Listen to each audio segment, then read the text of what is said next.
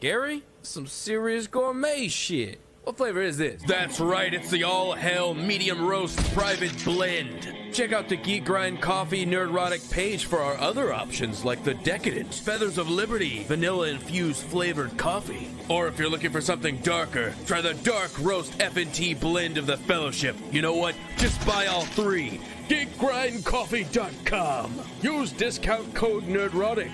Huzzah! Good evening and welcome to Tucker Carlson Tonight, Middle-earth edition. Now, as any honest and decent person knows, Sauron is not a figure to be taken unconcernedly. This wasn't up for debate even a few years ago, but all of a sudden, you've got militarized Nazgul patrolling the Shire and threatening the ability of its citizens to travel freely. So why are some of Middle-earth's residents, namely Saruman the White, signing off on it? What's really going on here? 4 unassuming hobbits, not warriors, not politicians, are embarking on a journey that would daunt even the most seasoned adventurers. Why? Because when the fabric of freedom is threatened, it's the duty of every citizen to stand up to tyranny. Period. When did we forget how to say, well, actually, no, you can't just enslave the whole world. Sorry, that's not how things work. And let's be clear, these hobbits aren't delusional. They don't believe they can defeat such darkness on their own. But we all get the sense that they understand that standing up to evil, no matter how insurmountable it seems, is what separates the moral from the cowardly.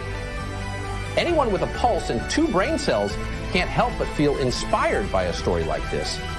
Courage isn't just a word. It's the pillar on which every civilization worth remembering is built upon.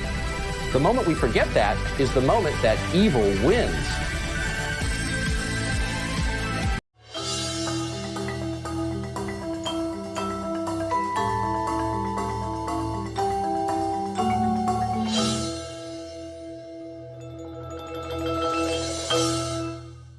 The following program is rated TV MAL. It contains strong language and is intended only for mature audiences.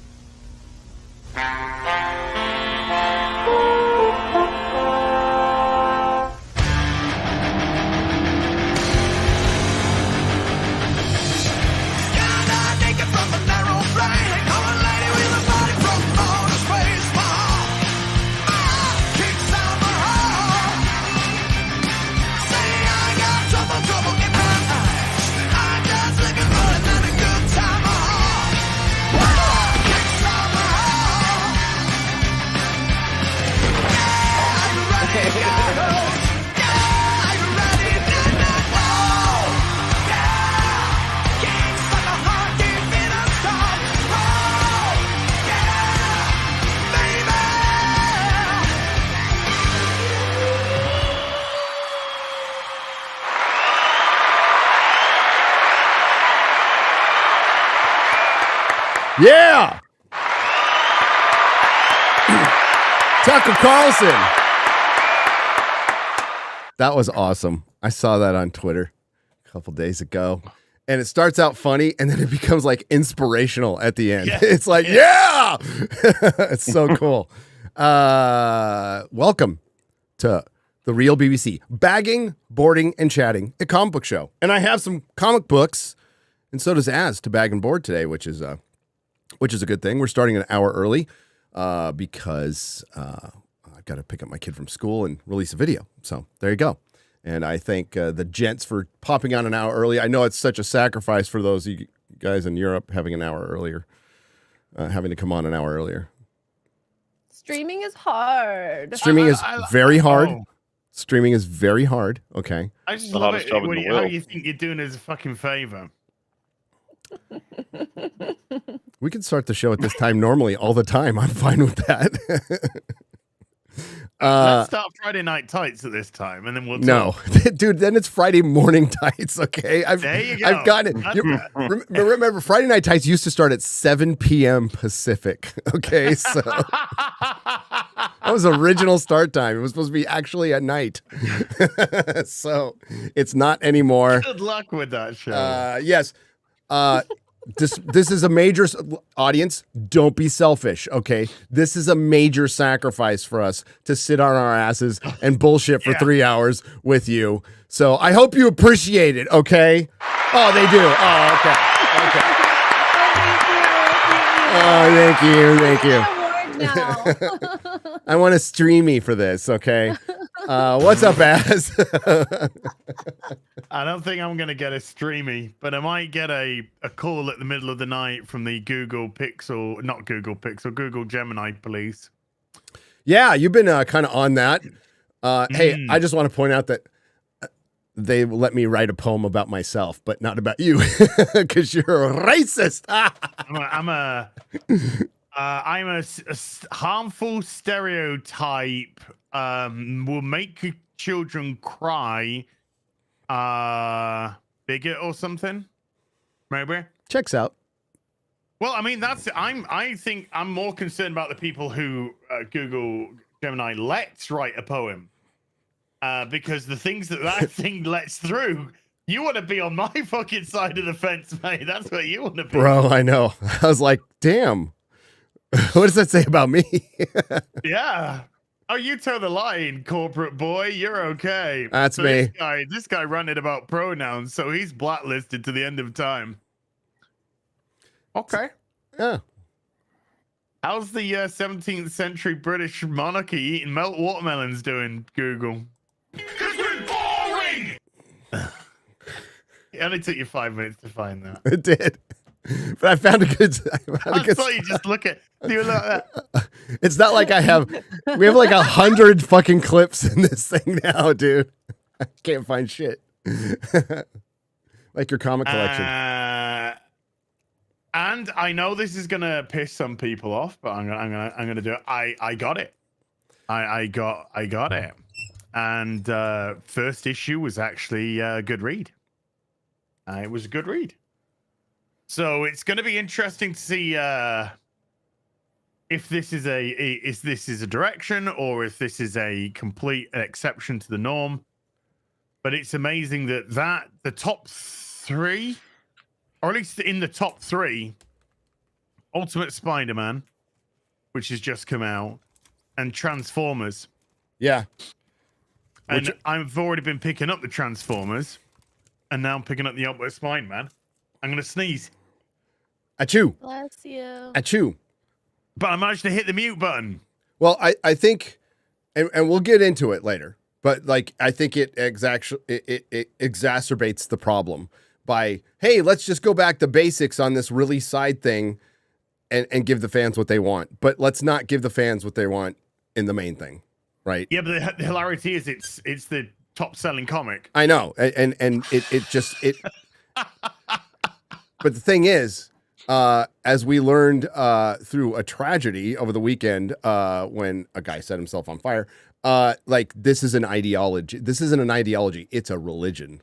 It is a cult religion. And and it needs retarded people in it. Yeah. Well. Yeah.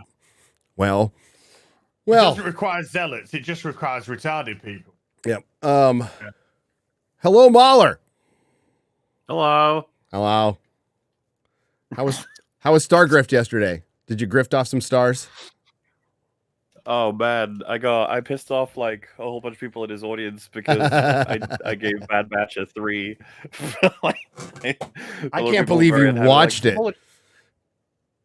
Well, I mean, you know, it's one of those things, right? It's like a new thing, and it's kind of like obligation to, if it's going to be the subject. And I'm going to try and catch up with like Clone Wars and stuff, but I suppose like there were comments like, you know, Mauler could be facing the most beautiful woman on planet Earth, and he would be like, you know, you could be hotter if you just corrected this. I was like, why are they comparing Bad Batch to the most, like the hottest woman on Earth? Yeah, like, what the fuck's happening? An animated show, a knockoff of a knockoff. It was of a knockoff, really. Yeah, I suppose it's good compared to like watching Luke get humiliated. I guess, like, you know, it's just a bunch of characters you've never met before doing random shit, like going through a jungle and fighting vines or something. You're just like, okay, fighting vines, the vines in the jungle. Well, dude, This is the thing. It's so funny to do Stargrift and then do Real BBC because I go back to being with the people that I'm closer to in terms of my values for Star Wars. Because it's funny, like Ryan lines up more with the prequel era, but I feel like this part, I feel like we line up more so with the OT era, right? So, for example, how do you guys feel about being able to pull starships out of the sky with the Force? Retarded. This is how I feel about it, right? But you know, I get pushback on stuff like that. I was like, okay, well, how do you guys feel about midichlorians? Retarded. Yeah, I hate midichlorians are retarded. I feel at home whenever I come here after because Ryan and Siri were like, you know, midichlorians, they're great, they make sense, they help you understand this and that. And then the audience were like, yep, midichlorians, 100%. And I was just like, damn, dude. Sure, okay. And you know, Bad Batch is all about midichlorians. They're trying to find the right clone that can be given Palpatine's blood so that they can crack Force clones so that they can eventually create Palpatine clones, which will lead into the sequels and stuff like that. I saw that. And Ryan was saying like they try to make it hard, but the fact that you quantify the Force and make it a physical thing within, and believe me, once you find out what George wanted midichlorians to be, look it up. It gets more retarded. It's even more. But it makes them easier to clone. Wills, right? Because an advanced civilization like that, the one cool thing about Star Wars is it's a super advanced civilization on decline. But they still have all the technology, but they might not necessarily know how all the technology works. And it's the Empire that came in that really, you know, built upon the Republic and built all these super machines. But a lot of the outskirts are just like shitholes, right? And it felt like a real world. But there will be advanced technology to be able to figure out how to clone a Jedi pretty easily through the midichlorians. That's why it's stupid. That's why it's dumb. It's supposed to be you know, you have like energy that binds us, is all around us. What I've come to understand very clearly, not that we didn't already know this, is that Star Wars, what remains of its fans are just split into very different like groups of people that all have a different idea of what Star Wars should even be at this point. Yeah. Agreed. Because like watching the Bad Batch, Ryan and Theory was sort of speculating on where this will go with Palpatine's clones, and by the time they'd finished, I was like, I don't give a fuck about Palpatine clones. Like, what is this? Why is this the story? And they were like, what do you want to see? And I was like, characters doing things. I don't care who's cloning Palpatine.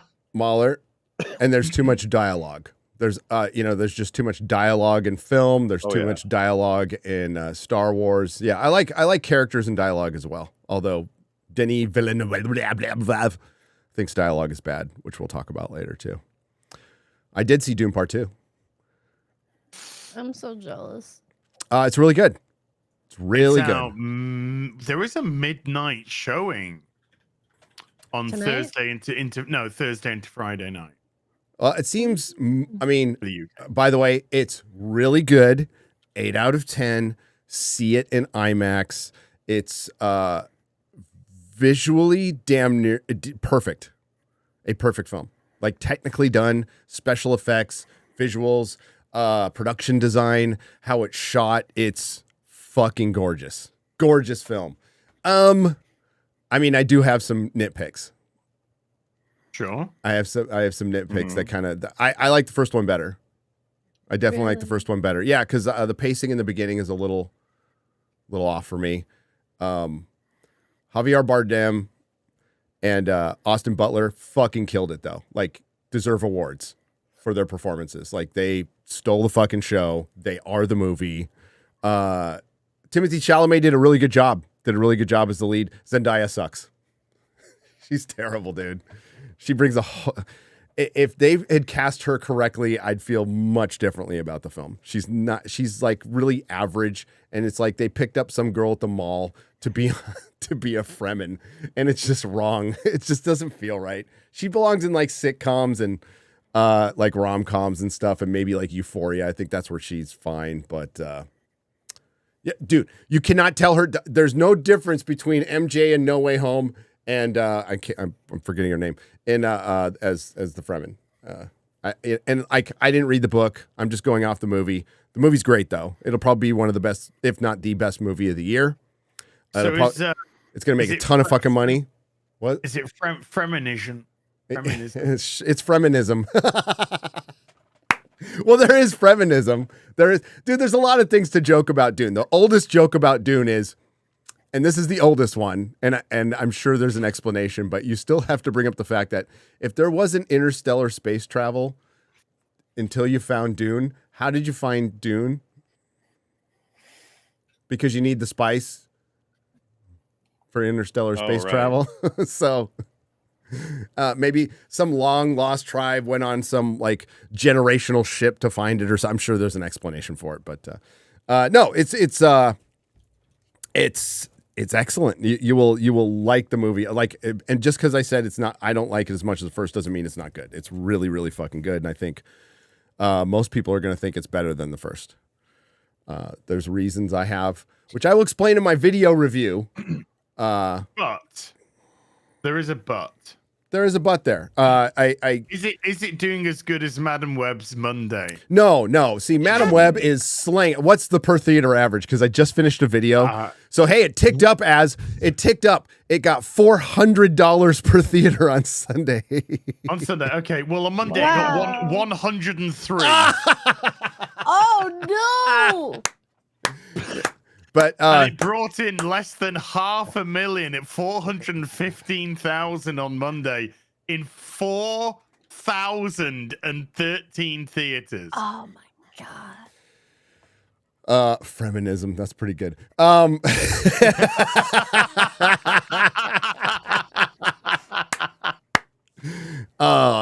Javier Bardem was so fucking good in it, though. Good actor. He's a great actor. Yeah, he's reliable. Yeah, I would put him as Reed Richards over Pedro Pascal if you need a Latino in there. I mean, No Country for Old Men is that's some good film. Iconic. Greatness. X-Ray Girl. Hi. Oh wait, sorry. Wait. Oh, sorry. Oh, shit. Oh, People. Oh, hello. It's nice to be finally back in screen in my room. I'm finally well enough to be on screen. I showered, my hair's clean, and I'm a whole new person. Thanks. Oh, You and said, I watched that sounded like an Dune as one. intro, by the way. Did you do a little shopping? Did you go to the gym? Did you tell us every single? today? I tried to work out today, but it just wasn't happening. How's Like, you say how you doing to tired as, after and he every tells set. you every moment from when he woke up to the I start of the woke up, stream. Ask me a fucking question. I woke up at 9 o'clock. I went to the bathroom. I brushed my teeth. I like a slow build. There I you go. got naked. I got on the So she said- scale to Go back.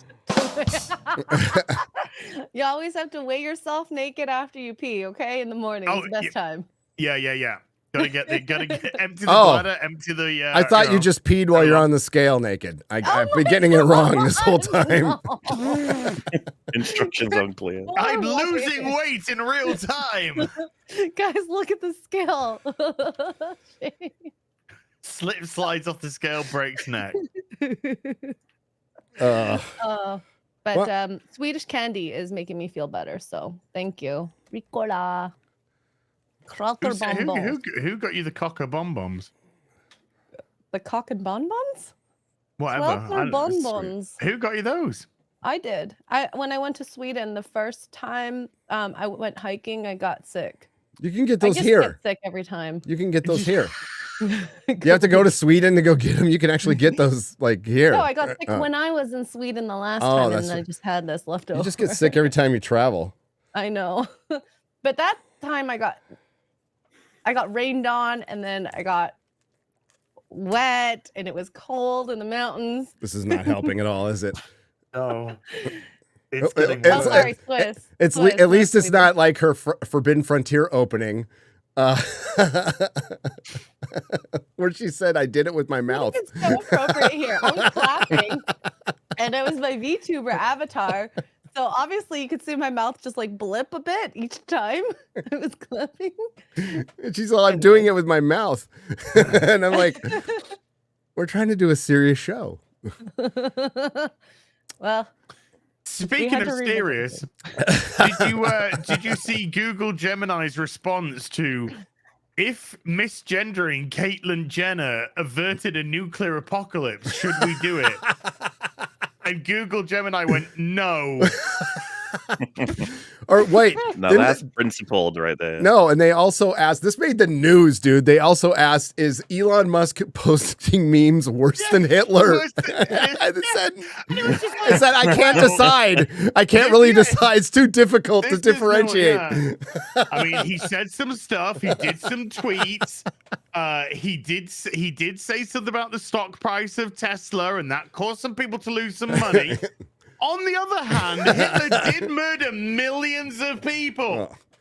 Hard to decide. Can't decide right now. Hard to decide, yeah. And this is all programmed in, and I think it was Matt Walsh who put up the person in charge of this, the Scottish woman in charge of this, who is just fucking woke white women, bane of existence. Ain't that the truth? Jesus. The guy who headed it up has protected his Twitter account almost immediately. Really? Ah. Why did you do that? I don't know. Maybe because some people said, "Hey, you know these tweets where you're very anti-white from a few years ago, and now you've just done this really racist AI."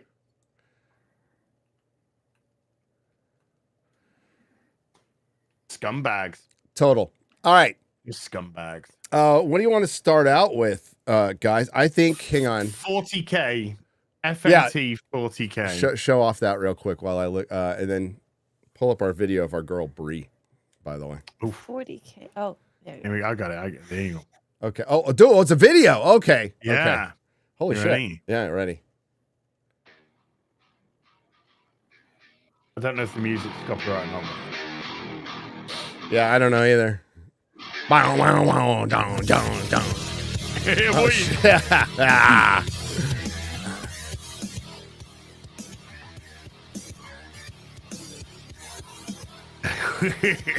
Oh. Whoa. Holy shit. Yeah. Look at Garrett. Oh, yeah. Cool. I want little minis of us now. Nice. That's good. Yes. Very cool. Yeah. Yeah. Oh, shit. No X-ray. Oh man, That's you could have. okay. No women in 40K. Come on, let's be real. Let's not go. Let's not be ridiculous. I want to be Slanesh. ridiculous. But yeah. Stop it, Az. Stop it. I bet you do. I bet you do. Hey, is the stream connection okay out there? Because it's jacked up behind the scenes right now. I don't know what the hell's going on with it. It says stream health is good, but the analytics look like my heartbeat back in the day when I did meth. So, which wasn't good. Okay. You got the video, X-Ray Girl. Let's start out with our girl Brie. By the way, I kind of apologize for the title because I just wanted it to rhyme, so I just put something at the end because the title is Brie quits the MCU, Dune Part 2 review, and woke Hollywood is poo. Nice. Yeah, thank you. Did that all myself. And Chris Gore will be joining us a little bit when he has some coffee. He says he's got a surprise for us. We'll see. So, okay, go towards, don't do the whole thing. Go to about, I would say, the very end. I'll tell you. Wow. Right about, no, little more. We want to have this build up. No. There, stop. Okay, just do that. Because she just gets too nervous. So she decided, why put myself through this? Do you ever get nervous? Oh, of course I get nervous. I get nervous all the time. It depends on what it is. Ryan wants to lick those abs. I feel like the nerves are a way of just like understanding what you care about and what's true. But then, of course, there are times when nervousness means that you're just sort of like, this is not the right thing for me. Very quickly, Marvel. Just knowing which is which. Please tell us a little bit about Marvel and what's coming up for you, your next Marvel project. I don't have anything to say about that.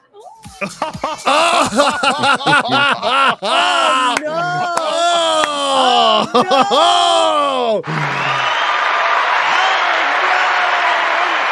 Welcome to the fellowship, Brie.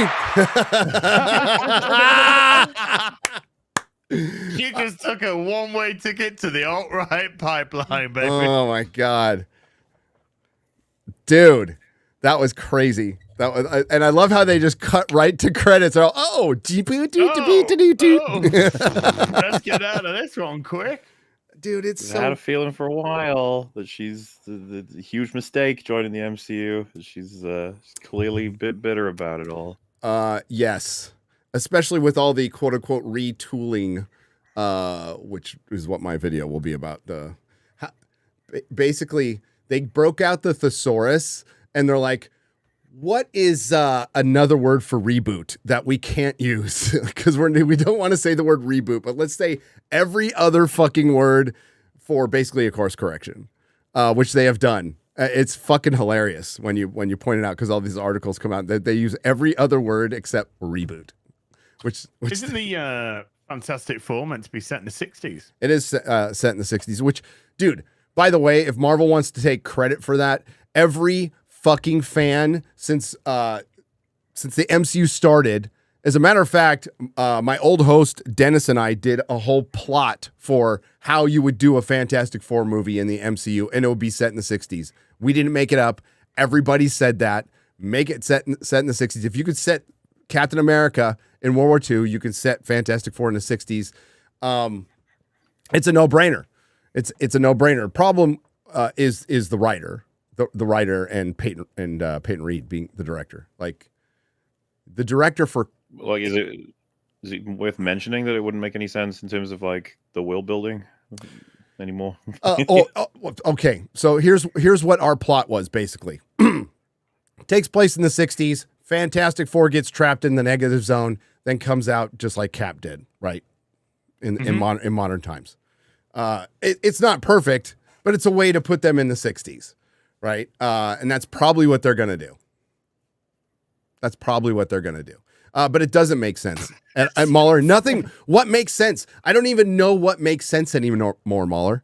That's why I said, is it even worth mentioning? No. I mean, like, of course it is. You run a show called EFAP where you mention literally everything. So it's worth mentioning. It's totally worth mentioning. You can do that stuff here.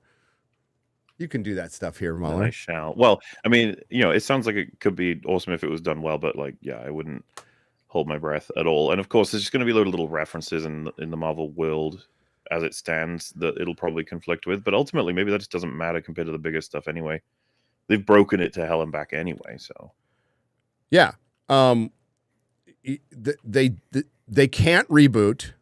They can't go away from DEI. Like, Marvel's doesn't have an exception to the DEI rules that are clearly at Disney. So there's no way you could make a proper Marvel Cinematic Universe under current DEI rules. It's impossible. Now, it's very possible if you're willing to say, fuck the DEI rules. We're just going to make the Marvel Cinematic Universe the way we should. And guess what? It's pretty diverse anyway. Not that that shouldn't even come up. It's like, is it a good story or not? This is a piece of entertainment. So, they're not going to do that, and that's why they will fail. That's for anybody holding out hope that Deadpool 3 is going to save, nothing's getting saved. Nothing. Sorry to black pill you on that one. What we could save is our culture and entertainment overall, and maybe some anomalies come out, and maybe these things get better in 10 years. But they have to start changing now, and you can't do a half measure. And these are half measures. All this shit it's not even half measure. It's like a 10th measure. Kind of in the same way that when it was at its peak, it was going to take more than one bad movie to destroy it. Now it would take a hell of a lot more than one good movie to save it. Exactly. Well, the goodwill's been used up. It's been complete and utterly used up. Yeah. So now you're fortunately for us, but unfortunately for them, you're in a position where you need to regain that trust. And to regain that trust, you need multiple good movies back to back to back to back. Not that I think that that's even going to work, because I think I think people are done. They're done with superheroes. They're done. They want something else. No, and that's where it's going to go. Yeah, superheroes are over. They're over. I mean, we could talk about fatigue and blah blah blah blah, but and I'm fine with it. By the way, I want it to go back into the niche where it belongs, where we can enjoy it. That's just kind of where it will flourish and last on, and it won't be the big thing, and there won't be a bunch of people who want to attach their cause or whatever to it and just leave us the fuck alone. That's pretty much where I'm at. But real quick, Dune Part 2 is probably going to do pretty good at the box office. People are going to say cinema is saved. Was it saved by Barbenheimer last year? No. But I don't think Dune's going to come anywhere close to Barbie or Oppenheimer. Yeah, it's hard to tell. I mean, we'll find out. It's selling out pretty much everywhere here in the States. I was in a packed screening, a very enthusiastic, but it was a fan screening. Here's the problem. Let's equate this to comics. So you shopped for a new comic, and I've heard nothing but good about Ultimate Spider-Man. Nothing but fucking good about Ultimate Spider-Man. My personal hesitation to buy it is, and if I did buy it, it'd be off somebody off of eBay. I wouldn't buy it from Marvel. I bought this from on eBay. Yeah, there you go. It's because it doesn't go directly to Marvel, which sucks. But it sucks for the comic store. But I make up for it in the comic store. I bought a box of Savage Sword of Conan. Nice. I got that box for $45. This is what you're competing against. This is what Hollywood's competing against. This is what the comic book industry is competing against itself. So, see this book I just showed, this beautiful Savage Sword of Conan. It's not in the perfect condition. Here's how much I bought it for. Unbelievable. $3 fucking. A lot of these I bought for $1. A fucking dollar. I bought that for $1. $1. So, they're much better stories. Savage Sword of Conan is one of the best runs ever. And you can't compete against that. You just can't, especially when your stuff is so shit and it's so bad. And it's so bad, comic shop owners are just fucked right now. But that's what Hollywood's going to have to compete. So they're going to have to do something to try to get around DEI. You know what that's going to be? Historical dramas. Now, the BBC doesn't give a fuck about historical. Wait a minute. But we got. I saw the what is it called? The new Kevin. Hang on. Kevin Costner movie. Horizon. The Horizon trailer looked pretty good.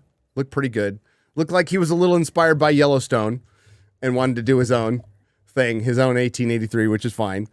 And it's a 2-part movie. It comes out in July. No, is it May and July? It comes out twice in the summer. Like part 1 comes out and part 2 comes out in the summer. I just watched the first episode of Shogun last night. What's that like? Excellent. Good start. You got to read a lot. It's all the Japanese characters speak Japanese. I ain't got a problem with that. I don't either. But it was excellent. If you like the book. By the way, these are all getting Mylard now. This is all Mylard. Oh, so that's what you should do.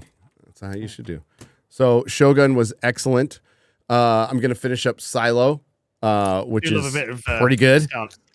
So there's different stuff coming out, which is good, which is still good. Sure. But they're going to learn all the wrong lessons from like, what sucks is the reason I made so many videos is I love genre. I'm not really that into dramas. I'm not going to go see Ordinary Angels or shit like that. I just don't like that stuff. I never have. I like my entertainment to take me somewhere where I haven't been. That's interesting. So that's why I like genre. All kinds of genre. I think genre as a whole is going to suffer for the superhero film failing miserably. When it could have gone on forever. And I have to implore you that the superhero fatigue is within Hollywood. It's not with us. Like, I just got back from a con that had 160,000 people at it. So there's still plenty in the marketplace that want to see this stuff, but Hollywood just doesn't have the desire to figure it out. And now they can't because of their own rules. Their own rules that they put on themselves. And they're fucked, by the way. Oh my God, did you see this? Hang on, let me pull it up. Let's see if I can give you the link. Harry. about AI.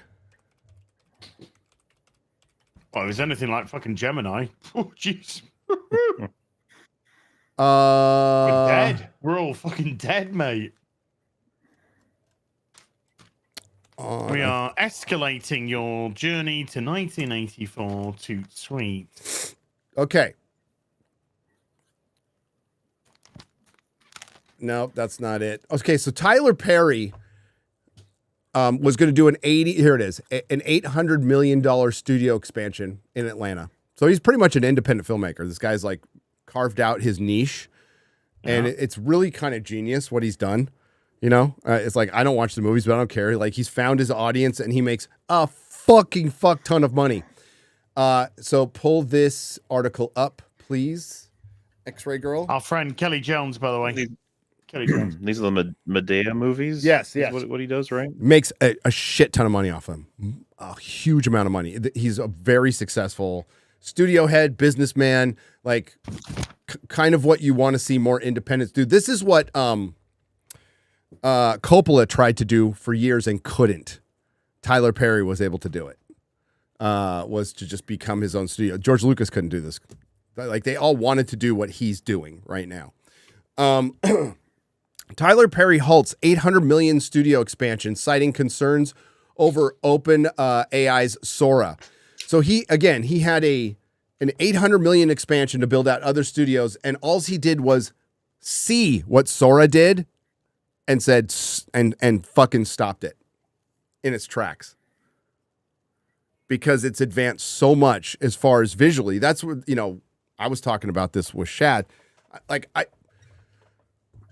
It doesn't matter what you feel about AI at this point. Like, I think it's a tool, and it will be a tool until the robots rise up and kill us all. But until then, I think it's just a tool that you have to learn how to use, and it doesn't matter. It's out. And Hollywood basically, I would say they put up rules, they put up blocks for their own. Back in the, I'm going to take you back to the .com. Old legacy media really resisted .com back in the day, and it burned them. And then Vice come in and they resisted. They really just started sounding like the legacy media, and they never evolved. And what Vice started out as like this punk rock news that should have stayed that way and didn't. Instead, they decided to have the corporate model and be like the legacy media, and they died out too. That's what Hollywood's doing. They're not embracing the new tool. They're trying to fight it, and you can't. They're going to get steamrolled because so this is huge news. Like, one of your bigger independent guys just like, fuck, I'm not even going to bother building studios now because you don't need them. You won't need them. You won't need, you won't need to go on location, which sucks, by the way. I prefer on location. I think it looks better. But if you look at that Sora stuff, it's not far.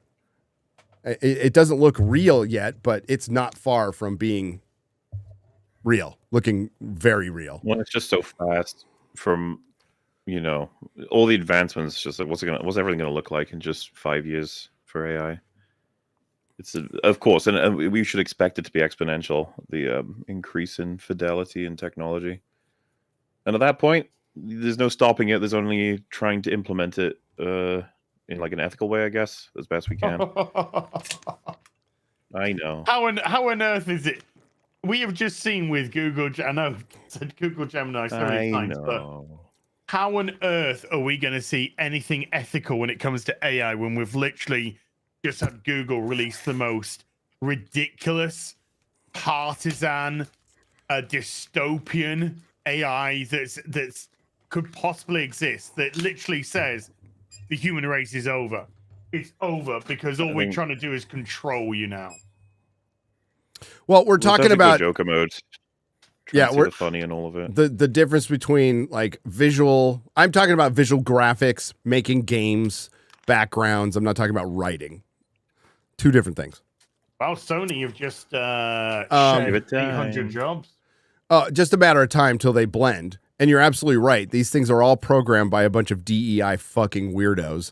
And if it wasn't for Twitter at this point, this shit would be implemented. Gemini wouldn't have called out, as his videos would have been demonetized, and he would have his channel probably would have been demonetized. Yeah, quite possibly, yeah. No, I'm not even fucking kidding. Any call out of Google, you would have they would have been taken down off Twitter under Dorsey. They would have been de-emphasized or just buried on Facebook because they were all running together. Now you have Elon in the mix. And if any of those other two start doing that shit, he'll just fucking monetize the fuck out of it by calling it out. So it does, some balance comes out of this. Now, Google says they're changing shit. I don't fucking believe them for a fucking minute. Yeah. They're trying to, the covering their ass. How can we cover this How can we cover our ass? How can we do the same thing, but make it look like we're not doing exactly the same thing? But you also, this can also be true. Graphic artists, graphic designers, video game devs have all gotten really good pay, and they might have just priced themselves out of the market. And believe me, once this happens to editors, once you can AI edit, they'll be gone too. Well, Sony have just sacked 800 people from their games. Insomniac, Gorilla, Naughty Dog. Why? Most likely because their games underperformed. Last of Us Part 2 massively underperformed. Horizon 2 massively underperformed. So why have these people on that cost an absolute fortune when technologies are coming in that they can fucking get AI to replace half these people probably? Yeah. Yep. So unionize all you want. Good luck. Yeah. So Tyler Perry's planned $800 million studio expansion in Atlanta has been put on the back burner due to his growing concerns over developments in artificial intelligence. In an interview with The Hollywood Reporter published on Thursday, Perry expressed a need for the industry to get ahead of AI's potential impact. You're way behind. It was like the industry was streaming. They tried to get ahead of Netflix that had a 10-year start on them. There's got to be some sort of regulations in order to protect us. If not, I just don't see how we survive. So how is the government going to regulate AI? Do we have any? Okay, for one, let's have Satan regulate his demons. Basically, like this is pretty much what it is. Sin. Okay, I'm going to regulate sin. You can trust me. I'm the devil. I will make sure that there is only a very specific amount of sin, and not everything will be sin at all. Yeah, we'll streamline the sin and the debauchery and the authoritarianism. That's all good. We went on a specifically cite OpenAI's text-to-video tool Sora as an impetus for the expansion stoppage. I have been watching AI very closely and watching the advancements very closely. I was in the middle of and have been planning for the last 4 years about an $80 million expansion into studio, which would have increased the backlot at a tremendous size. We were adding 12 more sound stages. That's a lot of jobs. All of that is currently and indefinitely on hold because of Sora and what I'm seeing. That's it. That's good. That's like, dude. And yes, Sony's laying people off. We're seeing. That's it. We're okay. Yeah, this is a perfect time to unionize. It really was a great time to strike. You have to. Aren't they getting ready for Strike Part 2 as well soon? Well, did you hear fucking Electric Boogaloo? What was that? Oh yeah. Oh, because of the IATSE. Not to be confused with NIATSE. Yeah, IATSE, not to be confused with NATS. Okay. Yeah, I did see that coming. IATSE might go. It's all the stage workers and stuff. They might go on strike. So one of the things that I heard from my guy at Marvel, but it's also being repeated in the across the Access Media guys, is Marvel and Disney and Marvel are starting to float out there that the strikes were good for them because it allowed them to reevaluate everything they were doing. So they just said the quiet part out loud, which is fucking hilarious, which is what we were saying all along. It was an opportunity to get rid of people. It was a purge. Yeah. And that's exactly what they're doing right now. That's exactly what Disney Marvel's doing. And so they made a bunch of bad decisions. The fucking unions go on strike and it gets them out of their bad decisions. Well done. Well played, unions. Oh, well, I wouldn't be surprised at all if the unions were in on it in the first place. I wouldn't either. Hey, unions, what's up? We need you to go on strike because we need to get rid. Oh, yeah, sure, no worries. When do you want it? We're kind of looking about middle of 2023 or something like that. Okay, yeah, no problem. We'll get the dissent, we'll get that going, and we're on strike. Don't worry about it. Cheers, buddy. Here, here's a wad of cash. For me, too kind. Isn't that how unions work? Sure. I'm looking. Hey, this will bring Mauler. Well, I don't know, Mauler. Do you play Final Fantasy? Nope. I know. I'm so sad about that news. What? The patch update. They make her tit smaller or something? No, they put a shirt on her. It's okay. The whole They thing. put a is- shit on. the whole, okay.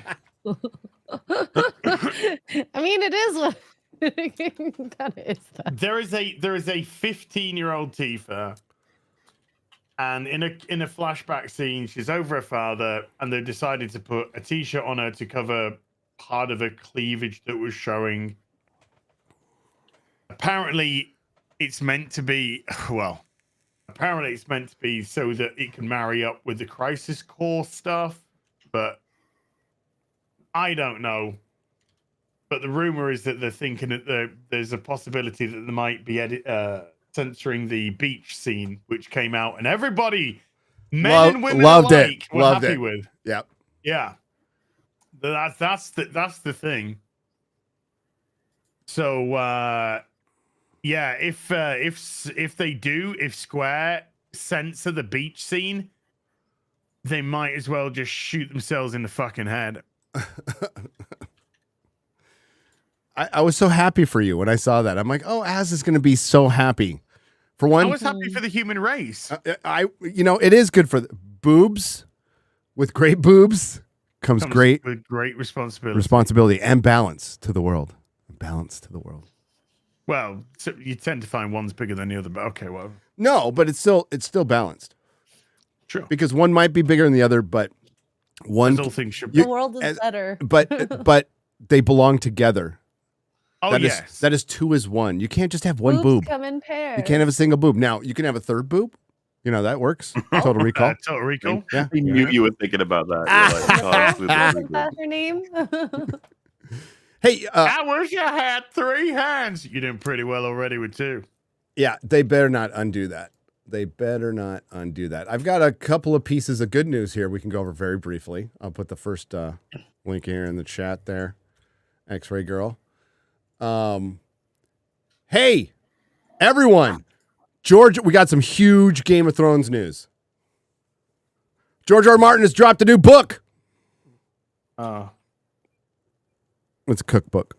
Oh my god. Oh no. How many pages is that? This motherfucker just hates his fans now, doesn't he? He's just like, he doesn't give a shit. Wow. This Game of Thrones cookbook features 80 Westeros recipes with the forward by George R. R. Martin. And everybody, the first one, everybody's like, is there a Frey pie recipe in this? Do you believe this guy?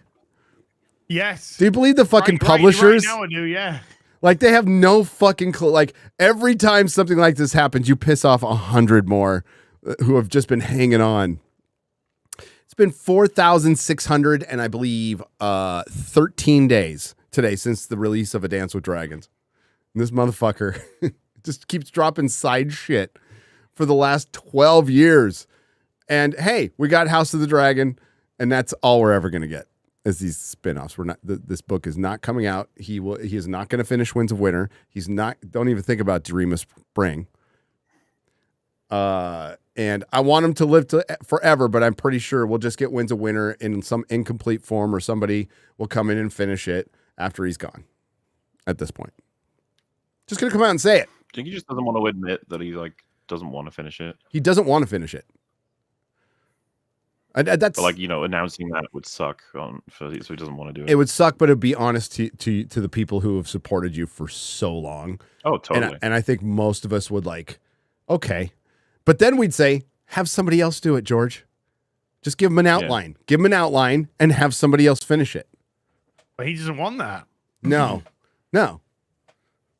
Wait, can you scroll back up? I thought I mentioned Firefly there for a second. I was like, this the author of the book has made other recipe books for other IPs. There's a Firefly cookbook? Yes. I've got the Elder Scrolls and the World of Warcraft cookbooks. Yeah. Huh. Okay. Didn't realize they cooked enough food in Firefly to have a cookbook. So having read A Song of Ice and Fire, I don't want anything from that world. Absolutely nothing. From a world with Frey pies. Okay. You get the recipes, Gary. You don't have to include the human part. But it's like it's like you kind of do that. It's like, yeah, possibly poisoned mushrooms cooked in some butter. Why not? Why not? Sure. That'll be a trip. Become the rat cook. Wine that will make you choke to death. Yeah, the rat cook. It's like, come on. Yeah, sure. I want that. No, screw that. Now, here's some actual good news. This is funny. This is fucking funny. Here you go. So all those live action remakes that we've loved so much? Lion King, Little Mermaid. The Merman. The dude who pretty much ran the studio, who did that part of the studio for Disney, got fired.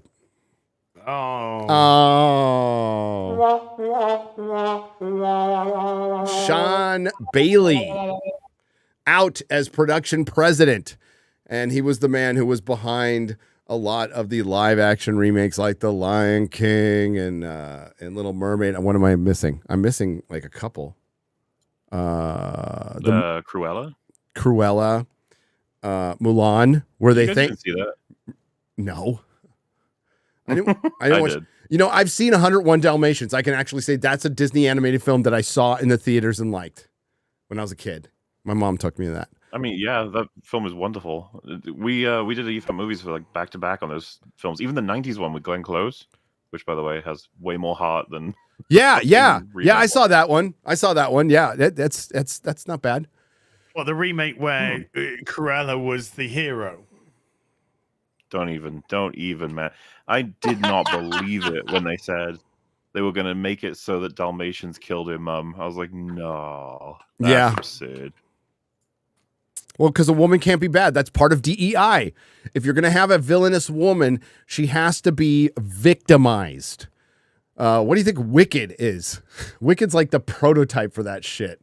Oh, geez, that's like the most unsubtle race baiting and back in the world. Wicked. Oh God, I saw the. This green black. Green woman. Well, green woman. It was being victimized. Dude, when I saw that trailer, man, I'm like, oh my God, that I almost got offended watching that. I was like, that's holy shit. That's some racist motherfucking shit right there. Wow. Disney. Or Universal, sorry. I just automatically thought it was Disney. Yeah, exactly. I'm terrible. No. So the guy who came up with all those, Mulan, remember, who can forget Mulan, where they thanked a concentration camp, right? Isn't that the one? God, that movie.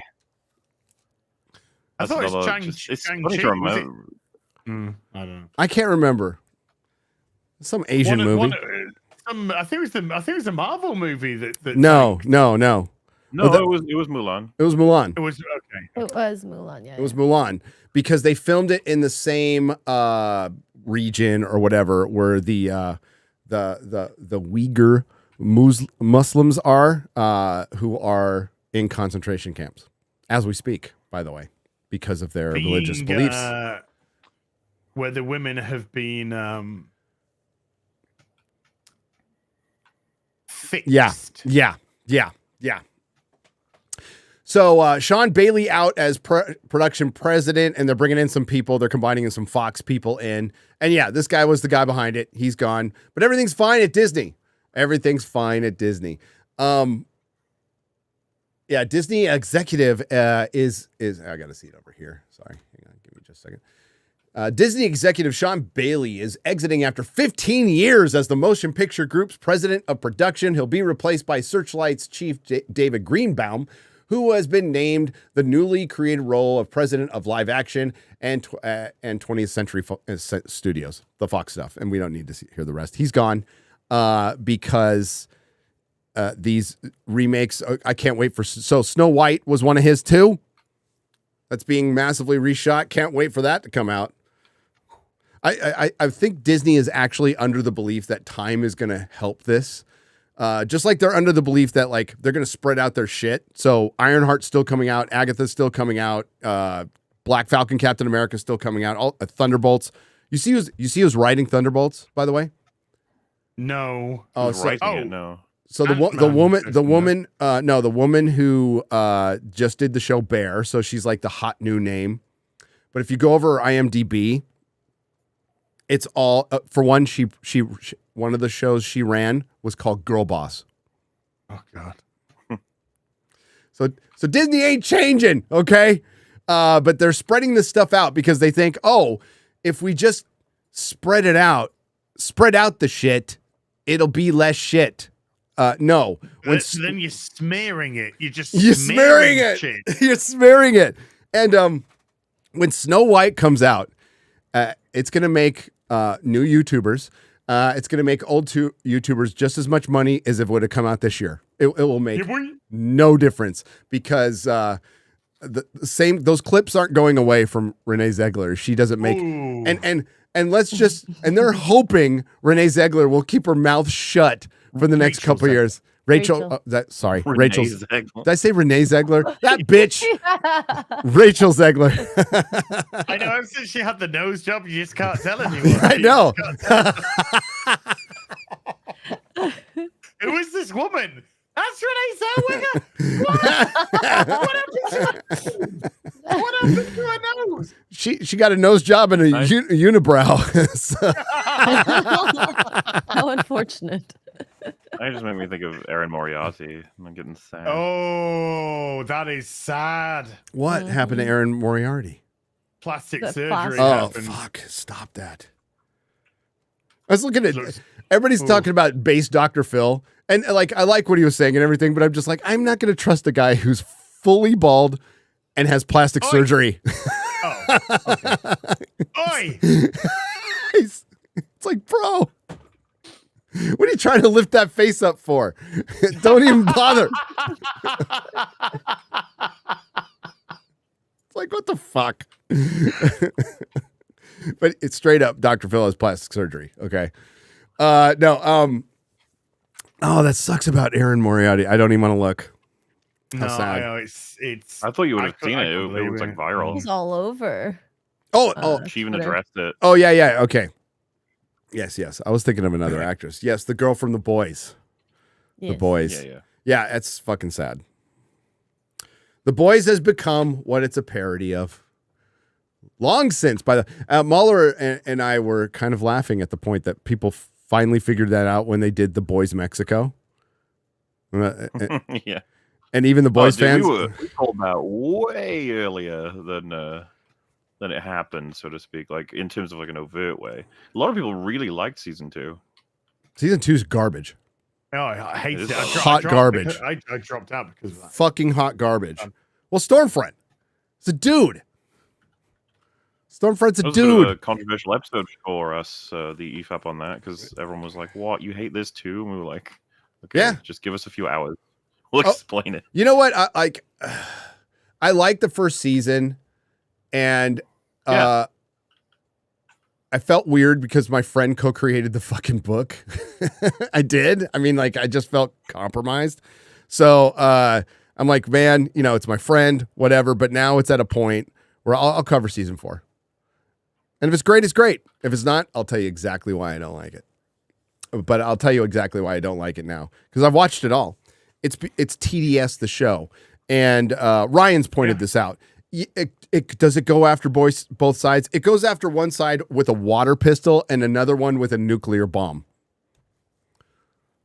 So that's the difference. Like they'll go, woke, haha stuff. And then they do the same woke shit that they're making fun of in the fucking show. And they're making fun of superheroes. And it's actually deviated so far from what the comic was really about. And it's just about TDS. It's supposed to be about corporatism and superheroes and celebrities. That's what it's about. Comic is much better. But it's still also, I mean, even with the comic, it's that nihilistic postmodern shit that people are getting really sick of with Bad Superman and everything.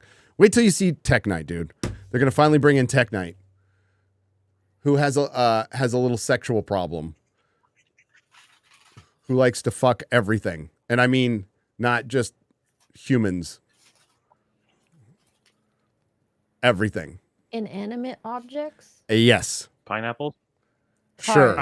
Animals. Asteroids. I never saw this Who watermelon doesn't want to thing. fuck an asteroid? You know fairness. What? Yeah. I mean, this used to be fun back in the day because it was very much the exception. Now it's the norm, and now it's the norm. It's so fucking dull, and heroicism, actual legitimate milk toast, heroicism is the exception, and we're not getting any of that. No, none of it. No. The hero has been deconstructed to oblivion, to absolute oblivion. And like all of us have pointed this out, every single one of us on all of our videos, even X-Ray Girl, it's been pulverized to the point where the people making it don't even know what a hero is anymore. Yes. They think the hero is Cruella. Well, obviously she's a hero. We have to just make her a hero. Let's say, her parents are killed by Dalmatians. I mean, like, I am praying that there's a time where it's in the zeitgeist where everybody looks back on that and goes, what the fuck were they thinking? No, I'd say that's a good share of us, but not enough. Not enough. Not enough. On that note, by the way, the whole they don't know how to do heroes. It's like, how long has it been since we've had like a good old fashioned villain that wants, I'm thinking like a Palpatine or Skeletor or a thing like that stands in opposition to a paragon like hero that just wants to make sure good prevails. Like, we haven't done that in forever now. Not even sure they can do it because they always want to do the thing of like, it's like, oh, actually though, the villain, their mom was killed by Dalmatians, don't you know? So like, you gotta understand. It's like Cruella de Vil, right? Cruella de Vil, the quintessential, I am an evil piece of shit that skins puppies. You're like, wow. They're just like, yeah, but you need to understand. Like, you have to understand where she came from. No, we do not. We do not. I enjoyed Cruella more when I didn't know that about her mum. Right? Go figure. And back to the boys, Generation V, I couldn't get through either because it was just woke shit. That's all it was. But it could have been something good if you would have taken like a bunch of diversity hires and they all got themselves killed, which I kind of thought that's what they were going to do with that. And that would have been interesting with the boys, but the boys has become what it's a parody of. Okay. That's pretty much it. And they can't decide when season 4 is going to come out, by the way, for some reason. They can't give us a release date. Probably because they're waiting. Okay. Here's what I heard. I'm going to tell you what I heard. They're waiting till Fallout comes out in April, right? Apparently they know Fallout is shit. Like Amazon knows Fallout is shit. Like absolute shit. And I think it's going to get like canceled like right after, or just they're going to wait and see. But they're not afraid to cancel stuff over there at except for Rings of Power. So apparently Rings of Power is being completely retooled, reshot, whatever. And there is a rumor out there that the showrunners who had to back out during the strike were brought back on, but they're not showrunners anymore. And we're not going to see Rings of Power like this year. We're just not. Because that's a shame. They're retooling and reshooting. Here's the funny bit. Let's see if I can. Is Lady Greymaster out there? Lady G.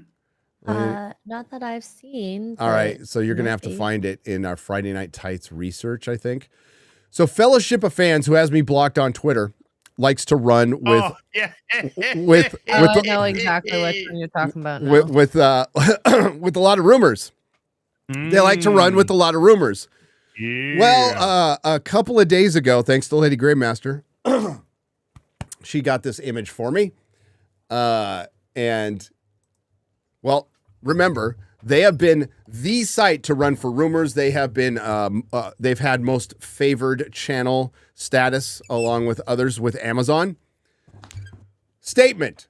Fellowship of Fans has been made aware of a long-term plan carried out over roughly the last 6 months by the production team members of the Rings of Power to release and spread false rumors pertaining to Season 2. Due to this revelation, Fellowship of Fans will be halting any releases of future reveals and scoops for the time being in order to undertake a full investigation to reevaluate and analyze our previous scoops and previous and reveals for Season 2 to see if we have misreported anything or released purposeful misinformation and get to the bottom of all this. From what we understand, the attempt was to catch out people who were leaking in the crew and make sure in the future that outlets would be leaking out wrong information. We will get back to you guys in a few weeks' time to update this if we have any updates from our investigation,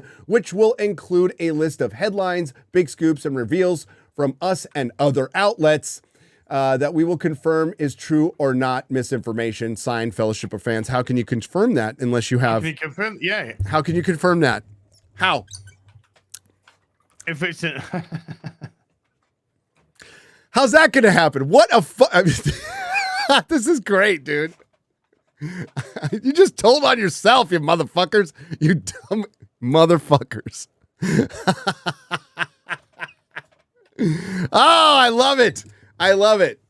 Yeah. Remember last season, Rings of Power, when we just so happened to know quite a few things. Oh yeah. And they were all true. Like, every single one of them was true. Like Halbrand being Sauron. Well, dude, honestly, some stuff we guessed. We Warrior Galadriel slaying orcs, like they were, cutting through them like they were butter. That was easy. That was fucking easy because it's woke storytelling. It's modern world for a modern audience storyteller, which means you have like 2 stories to tell. That part was easy. But yes, Halbrand was just one of them. Galadriel swimming across a fucking ocean. Oh, yeah. I remember when we heard that. I was dying. I'm like, this cannot be true.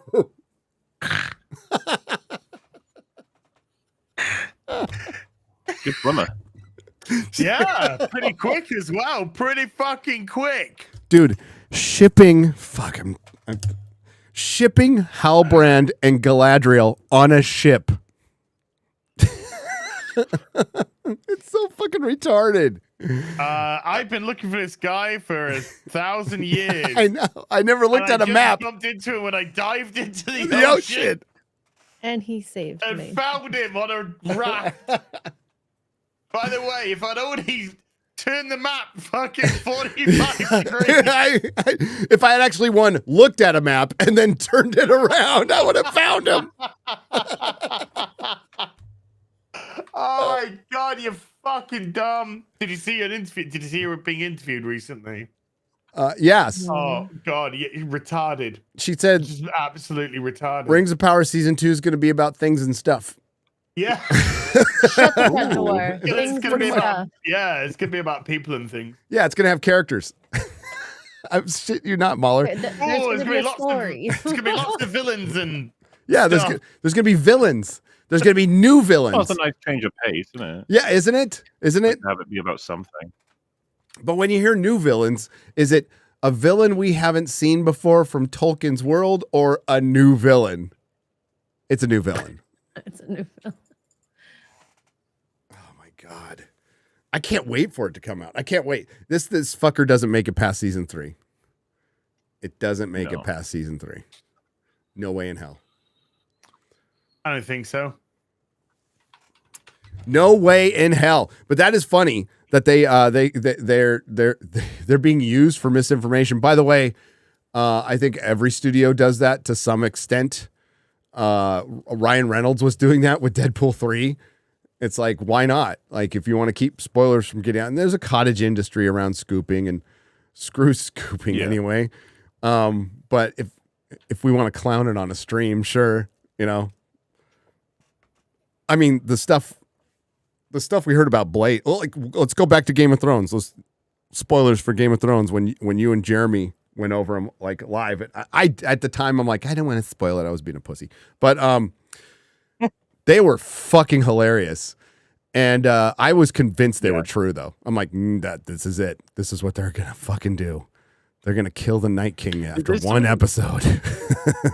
There is something about reading spoilers that are like so weird and specific where you're like, wait, this feels like something weird to lie about, Even like I remember reading a leak about, really early on about Multiverse of Madness where it was Scarlet Witch was gonna decapitate Mordo.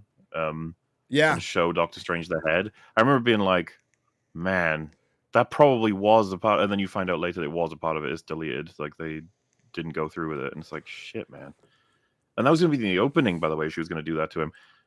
Chiwetel Ejiofor, they were going to do that with him. Just set him up as a bad guy in the first film, and then immediately kill him at the beginning of the second one. He's and way too good. He's way too good for that. Oh yeah, he's wasted. Well, it's just. He would have been a great doctor, by the way. Yeah, no, dude. Yeah. But Mahler, they thought it was a better idea to cut that, but leave in Reed Richards' head exploding. Yep. Kevin Feige's idea, by the way. All Kevin Feige's idea. So funny. But he's going to fix the Marvel Cinematic Universe, folks. He's going to fix the Marvel Cinematic Universe. Dude, that guy couldn't fix the fucking sandwich. No. Did I tell you guys? Brie Larson could though. That had the top 5 ways to save the MCU. We covered a video that argued that. Do you know what their number one was? I can't remember if I told you already. No, what was it? More women. Their number one was make a Muppets crossover. Shut up. They were trolling, right? They were trolling. No, they were convinced. they were absolutely. They were absolutely convinced that if you do a Muppets crossover, the MCU will be safe. Were these all autistic kids? Funny. I mean, if it's autistic kids, it's okay. I mean, like, that's fine. These were adults. Well, we try to entertain every argument, right? So we were just like, if they did make a Muppets movie and it was good, do you really think that's going to help the MCU's reputation? Hey, I've got this radical way to fix the Marvel Cinematic Universe. Stop, and then make something good. Yeah, with the Muppets. I was almost done for the day. It's like the Muppets, known for rescuing franchises. God.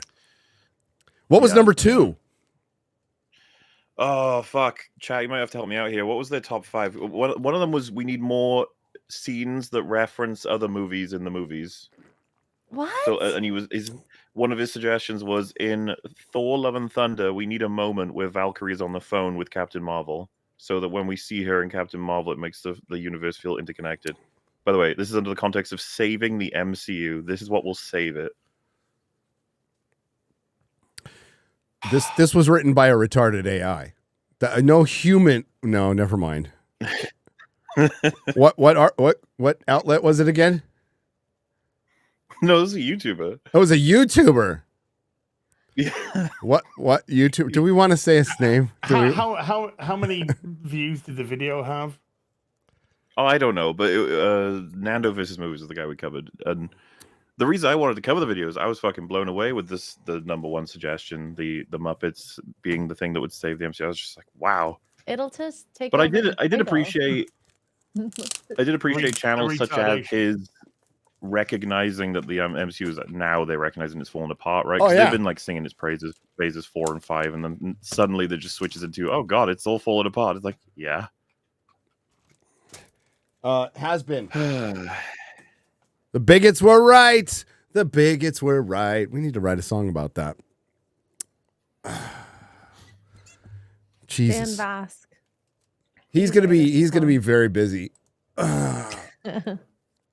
singing a song that I'm gonna write.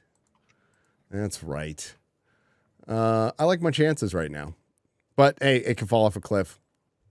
He's doing a Bon Jovi song. That's what he's doing. He's trolling me. He'll probably improve what cannot be improved, but I wish him all the luck in the world. No, I don't. I want him to fucking lose. I love Dan, but I want him to fucking lose. I want him to lose. Yeah, because it's going to be such a loss that one of you is going to get to 1 million subscribers a couple of weeks after the other. Oh yeah, one of his someone said, and so his number 2 was cancel Armor Wars. Is it still going ahead? Okay. I agree with that, but I would go a little further. Cancel everything. Deadpool 3, Secret Wars, end it. It felt very weird because I remember him being very specific about Armor Wars. I can't remember why. It wasn't even that long ago, but hey, you know. Well, it's kind of hard to have Armor Wars without Tony Stark. It's a Tony Stark story. There's loads of reasons why. But Yeah. I'm with you, Gary. It's like, yeah, let's not stop at canceling Armor Wars. Like, let's go a little further than that. Oh shit. Did Dr. Maverick did one for Alex Jones narrating the Battle of Helm's Deep? Yeah. Oh, we gotta hear that. Hang on. We need to hear that right now. Hang on, I'll get Here, it. I'll play it. I can play it. You got it? Okay. Oh yeah, Lady Gravemaster's posted the set of 5. Number 4 she did? was more Avengers movies. That'll save it. Absolutely. In fact, it was even more specific than that. It was use the Avengers IP more, like get that name around more. That'll save the MCU. So here's my argument real quick for superhero fatigue, right? By the way, you make a good superhero movie, I'm going to go, but will it become the driver of the box office again? I think that is definitely in question, but here's the argument for superhero fatigue. Come out with a solo superhero movie that does $1 billion. That's not jammed with a bunch of other fucking heroes. I thought that would be Superman Legacy, but it's jammed with a bunch of other heroes. The Batman did pretty well as an offshoot Batman, like weird version of it. That's not Batman that I liked up until the third act where it completely fell apart. It's $780 million. I think that's a sign of superhero fatigue because the Batman movie should do pretty well. By the way, Batman and Superman did pretty well, but it was supposed to make $1 billion. But it made like 800 million? 770. 770? Close. So the Batman didn't do much better than that. 10 What was million? the budget of the Batman? Oh, I can't remember. 200 million? Oh. They're not exactly fast tracking that sequel. We're waiting for the Penguin. The Penguin series is going to come out this year. Yeah, 200. So it had to hit 600 million. So but it made a profit about 170 million. Yeah, which is these days good. Dude, that Penguin series has got to be amazing to make up for. Like, it's got to be Godfather the series. Yeah, it's not going to get the engagement they need. No. You know, in retrospect, I'm now thinking about it. I'm just like, Penguin TV show. What are we? What? Who thought that was a good idea? Like, I actually liked Colin Farrell. I thought he was good as the Penguin. Yeah. I thought he was one of the better parts of the movie. I don't want a fucking series on him. Exactly. It's using these characters well. They are completely misunderstanding characters. They say, oh, people like the Penguin doing Penguin shit. Let's make a Penguin TV series. No, it's how the Penguin interacts with Batman in the environment of the film that made it good. That's where your villains are technically good. They're good because they act as a foil against the hero. So you have something a little bit more flamboyant, and you have the hero that, in the case of Batman, that's very stoic. That's why it works. But then you take it and you put it into its own series, and you take the actual Batman away from it. It becomes a completely different entity. Okay, boobs. Sorry. Well, yeah, I mean, no, you're right. Sorry to ruin your point with boobs. No, just boobs. No, it throws it off its balance like the boobs. yeah, exactly. Without Well, one, to build the off other that, can't like, exist. if this Without show one, ended up, if this show ended up being good, it would be a show that's going to be fucking strange, because it's going to, like, how are you going to create a several, like, the Penguin's going to be dealing with lower level crime lords that he has to like deal with. No, do you know what do you know what's about? No, I don't. He's like bringing some sort of apprentice on or something, and he's got this like dude, this guy in his early 20s or something, and he's like showing him the crime ways, and look, the trailer that they showed off for it looked like, what the fuck is this? I don't know. I don't want this. This is silly. Oh. Yeah, it's dumb, and it's a holdover from really good times when they had a bunch of money to waste, and that money is not only gone, they're fucking broke. The old studio system is falling apart in Hollywood right now, completely falling apart. With Paramount, Paramount's going to get sold, or something's going to happen to Paramount, and something's going to happen to Warner Brothers too, unless they get that Harry Potter series out real fucking quick, and they better do it right. Here, let's put this up real quick. Alex Jones. We'll get back to this conversation because I think it's a good conversation, but I want to. When is that Penguin show coming out? This year. Sometime this year. I can find out. Okay. Oh, did you hear? Very strange. Do we know anything? House of the Dragon is coming out next quarter. So it's not coming out in August. It's coming out sooner. So I think it's June, but it could be sooner. But next quarter, Sweet. House of the Dragon's coming out. Yes. We got Arcane starting up again this year as well. There you go.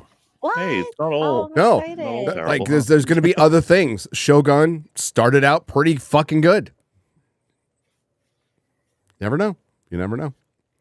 But yeah, I don't know. Oh, female-led John Wick spin-off Ballerina with Ana de Armas has been delayed a year. Oh. For massive reshoots. Well, they should her fighting naked for 2 hours. I'd watch. I mean, Ana de Armas is hot. Yes. Yeah, boy. So you know how much this one cost? $2. $6. It was $6. There's a lot of bobs. There's a lot of bobs. So that's pretty much what a modern comic costs. About $1 over what a modern comic costs. Sure. Well, for you, I mean, a modern American comic in the UK costs £5, which is $7. Yeah.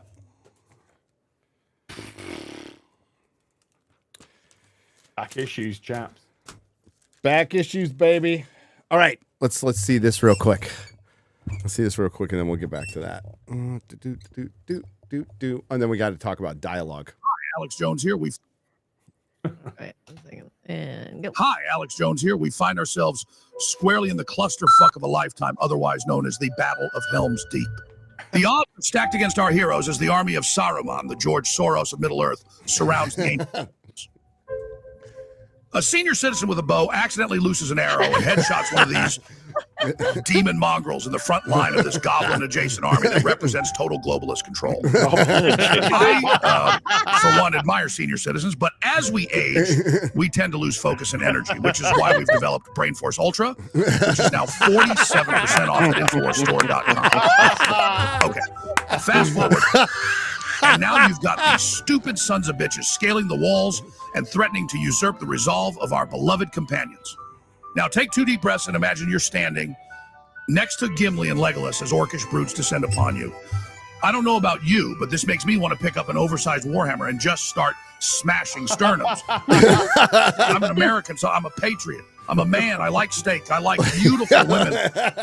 And I'll be damned if the globalists think they can extinguish my spirit. The battle rages on, and Legolas and Gimli vie for the kill count title as the orc army encroaches upon the keep. Hope wanes, and most of it has gone the way of your civil liberties during COVID. The establishment, not unlike these foul, nightmarish, goblin chimeras, has one purpose, and that is to extinguish your will to fight and win.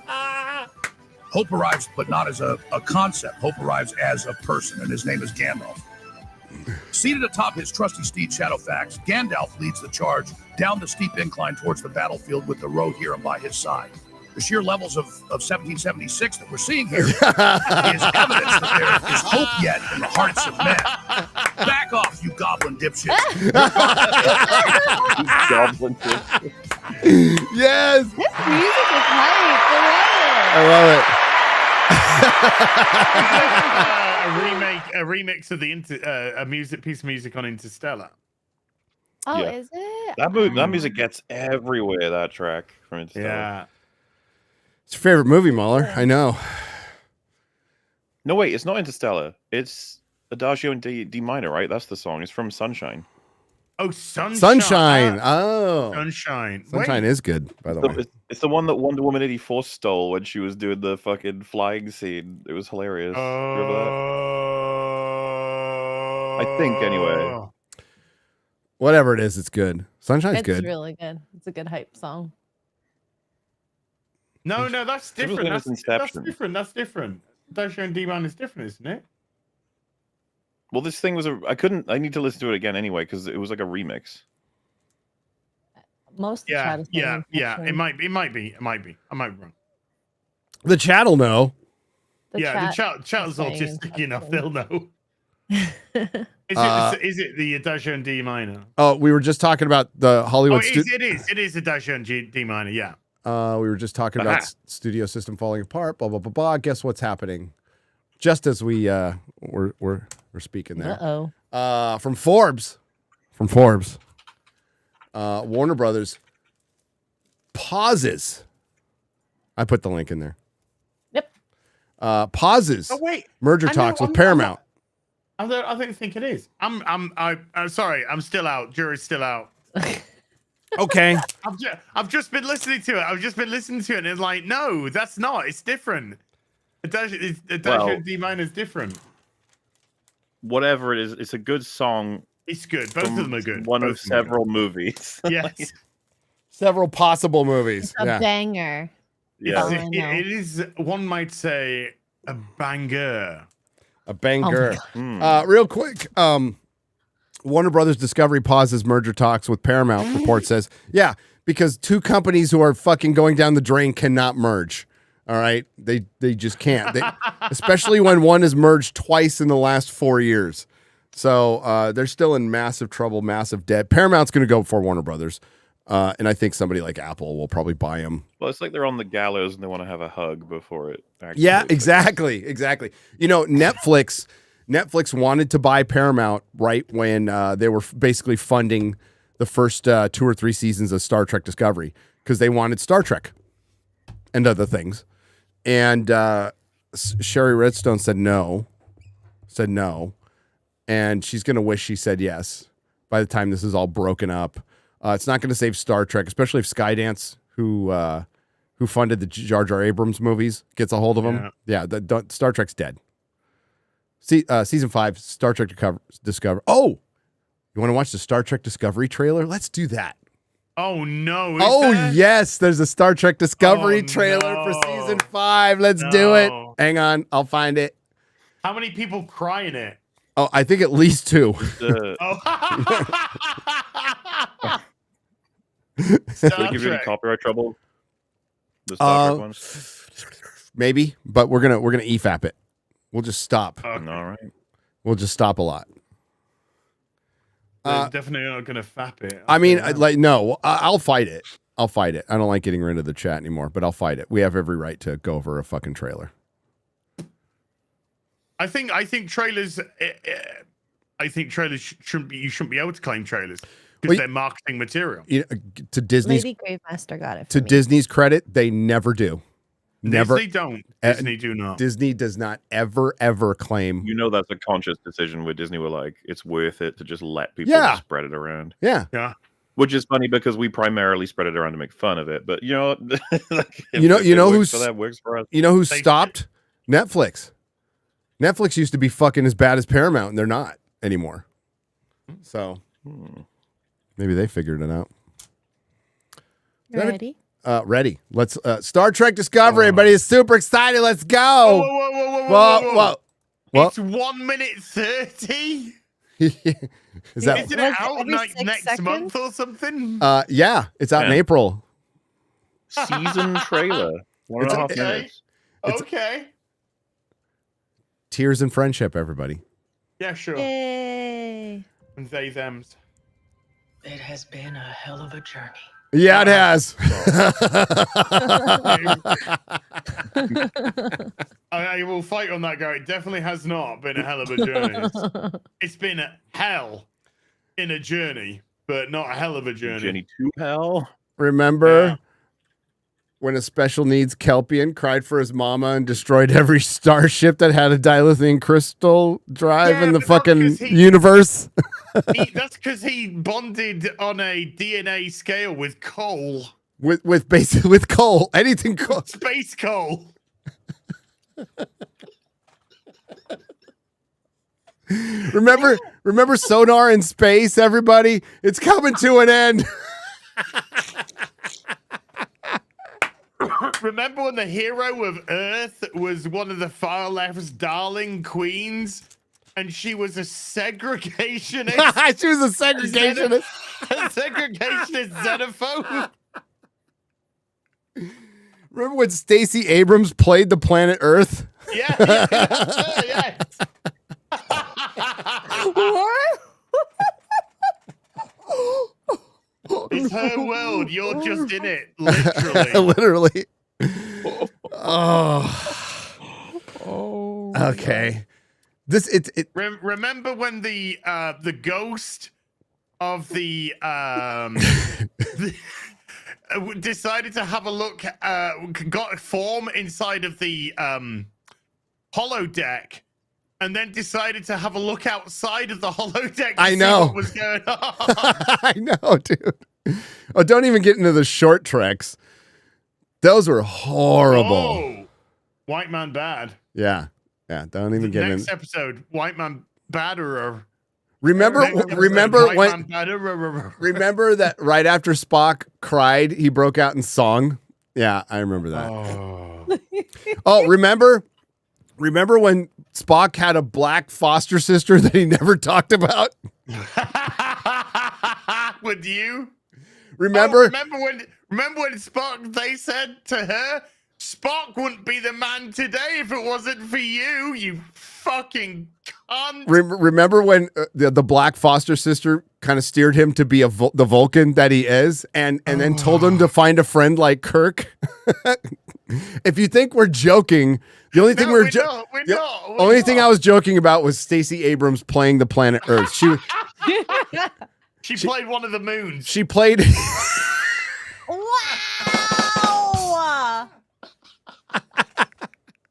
She played like the president of Earth or something like that. Yeah, the xenophobic, segregationist, isolationist. She's like, oh, another black woman's here. Everything's fine. Yeah, we'll talk. Let's talk. I guess we should start the trailer at this point. We're having so much fun. We're having so much fun. But everything ends someday. Good. Thank God. Discovery is my home. Oh, my family. Oh God. Oh God. Emotional feelings in space. If we just repeat together. By the way, remember the trailer where they said together like 5 times? If we just repeat home, together, family, you're my family, you're my remember when Kirk and Spock were talking about being family all the time? And being together and crying? No, I don't. No, I don't. In Fast and Furious? Yes. That's crossover exactly what we mean. Yes. This is the crossover we need. All we need now is some Muppets. And it's, And it's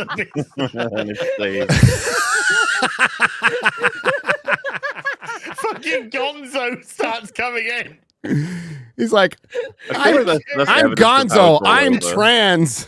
I'm Kermit the Frog, and I'm just wondering, what is the discovery? Kermit the Frog. Kermit the Frog. Actually, pretty good Kermit. Eh. All right, let's keep going. Been able to find answers together. They said together. Wait, go back. Go back. They said together again. Oh shit. I'm gonna put this. We've always been able to find answers together. Oh Jesus Christ. Wait a minute. Okay, stop. Sorry. Pause. Pause. I just heard. We first got this hand. That's No. all I heard. That's So all I heard. it's been a while. There's a lot of new people at the channel, but like I used to cover Discovery pretty closely until I just fucking couldn't take it anymore because I was losing too many brain swells. I am definitely going to cover this last one, but one of the tropes of Kurtzman is they write by algorithm, right? So they don't know anything about Star Trek, and this was a giant grift. Quick story: Jar Jar Abrams started Star Trek. Alex Kurtzman was there with Roberto Orci. All right. Roberto Orci was the Star Trek fan. He still made some shit, but he loved Star Trek. They Me Too'd him out of there because he got mad at a fan, but they used this as an excuse to get rid of him. Then Alex Kurtzman and Jar Jar Abrams broke up, who they fucking hate each other now. Jar Jar Abrams still has a play at the cinematic Star Trek, I think a little bit, but he has to actually find funding, which he's not going to do. And Alex Kurtzman was put in charge of Star Trek because he just wanted a franchise. He knows nothing about it. He just wanted to be Jar Jar Abrams. He's a fucking hack writer. By the way, I don't care, but he's also a scab. The reason he fucking showed up on the scene was during the strike. So he's a fucking hack and an opportunist. And he fucking hates the fandom. And he's the man who said, I want to use Star Trek as a platform. As a platform for our messages. So he makes this absolute shit Star Trek. It's all fucking, it's like a bad impression of Jar Jar Abrams' mystery box. And all he does is hire fucking soap opera writers. So that's why you hear a lot of feelings and crying and together. And you hear all this stupid shit. An absolute misunderstanding of things like, I don't know, the chain of command and Yes. what your fucking actual job is, you dumb fuck. And stuff like that, you know. And I apologize. I'm doing this off the top of my head. I have a lot of videos out there. Go watch our friend Robert Meyer Burnett. He breaks it down pretty well. So they accidentally make one good series. Because Star Trek Picard Season 1 and 2, as bad as Discovery is, Star Trek Picard Season 1 and 2 are the last Jedi of Star Trek. They prison rape the corpse of the Next Generation and all of Star Trek in that. They redeemed themselves with 3 because it was such a failure. Kurtzman didn't want anything to do with it anymore, so he just gave it to some guy. That some guy was Terry Matalas, who just happened to be a giant fucking Star Trek fan and did like basically put Star Trek The Next Generation back together in a cave with scraps and duct tape and did the best he could. And it turned out pretty fucking good. Then they went right back to making the shit like Strange New Worlds and Lower Decks and fucking bottom tier writing. Lower dregs. Lower please, dregs. Lower dregs. But Star Trek Discovery is so laughably bad that it's almost it might be kind of fun to go back because the damage is done already. There's no saving Star Trek. And just the fact that this got 5 seasons really exemplifies like how fucking retarded Hollywood's been since 2016. There you go. Hope you're caught up. You need to play. To be when you need to be. That's Starfleet. Last dance. I shall follow your lead. Why? You were the fucking captain. You were the captain and you just abdicated because you didn't want to be there so they could put her as captain. And then you went, oh, I'm just going to come along with you anyway. Yeah, and he, like, arguably, he's a better captain. Well, he would be. I mean, he would actually be a relatively good captain if he had a good script. Yeah. Because he can act and the character is relatively interesting or could potentially be relatively interesting. Yeah, he's the most Star Trek character in this. Doug Jones is like, by all accounts, a nice dude. I met him once. He's a really nice dude. And he's trapped in this shit, whatever. The greatest treasure in the known galaxy is out there. Oh, fuck off. It's more important than you can imagine. That was David Cronenberg? Yeah, he's part of Section 32, isn't he? Yeah. Why is Cronenberg's got anything to do with this fucking dog shit? I'll never understand. But he was great in Nightbreed as the serial killer. Pretty good director too. But there you go. Some of his stuff is shit though. Some of his stuff is absolute fucking garbage, and some of it's good. We're on a search for one of the greatest powers ever known.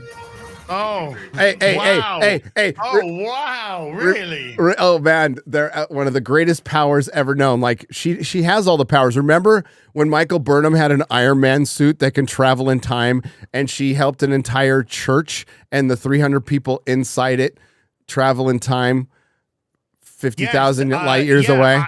I remember that the only way that they could preserve the present was to send the suit into the future so it couldn't be used because there was no other way to get rid of it. And then when she went into the future with the suit, immediately pressed the self-destruct button.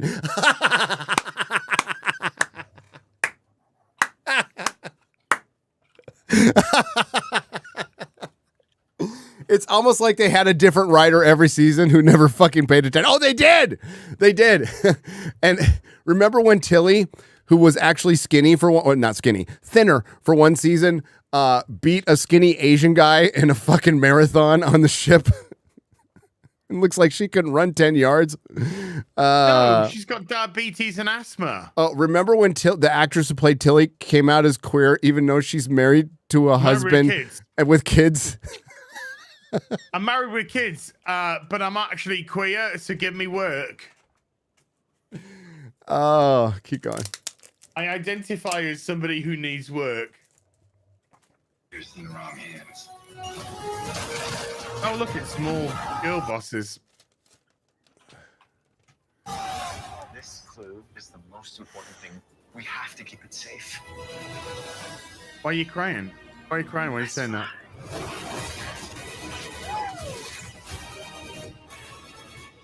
Wow, it's like everything that Star Trek isn't in one trailer. I know, right? It's like we've had 5 seasons and we've managed to misunderstand Star Trek, every one of them. Every single step of the way.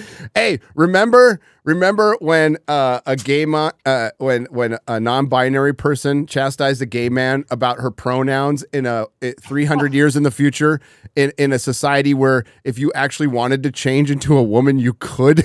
You probably could completely like an actual woman who can like get pregnant. Physical form and everything, working ovaries, the whole job lot, you know? Get the whole thing done. And if you didn't like it, you could probably undo it and be fine. You know? I mean, a bit of bloat this week. I mean, it's stupid, but Admiral Picard is walking around in a golem body. That's yes. He's dead.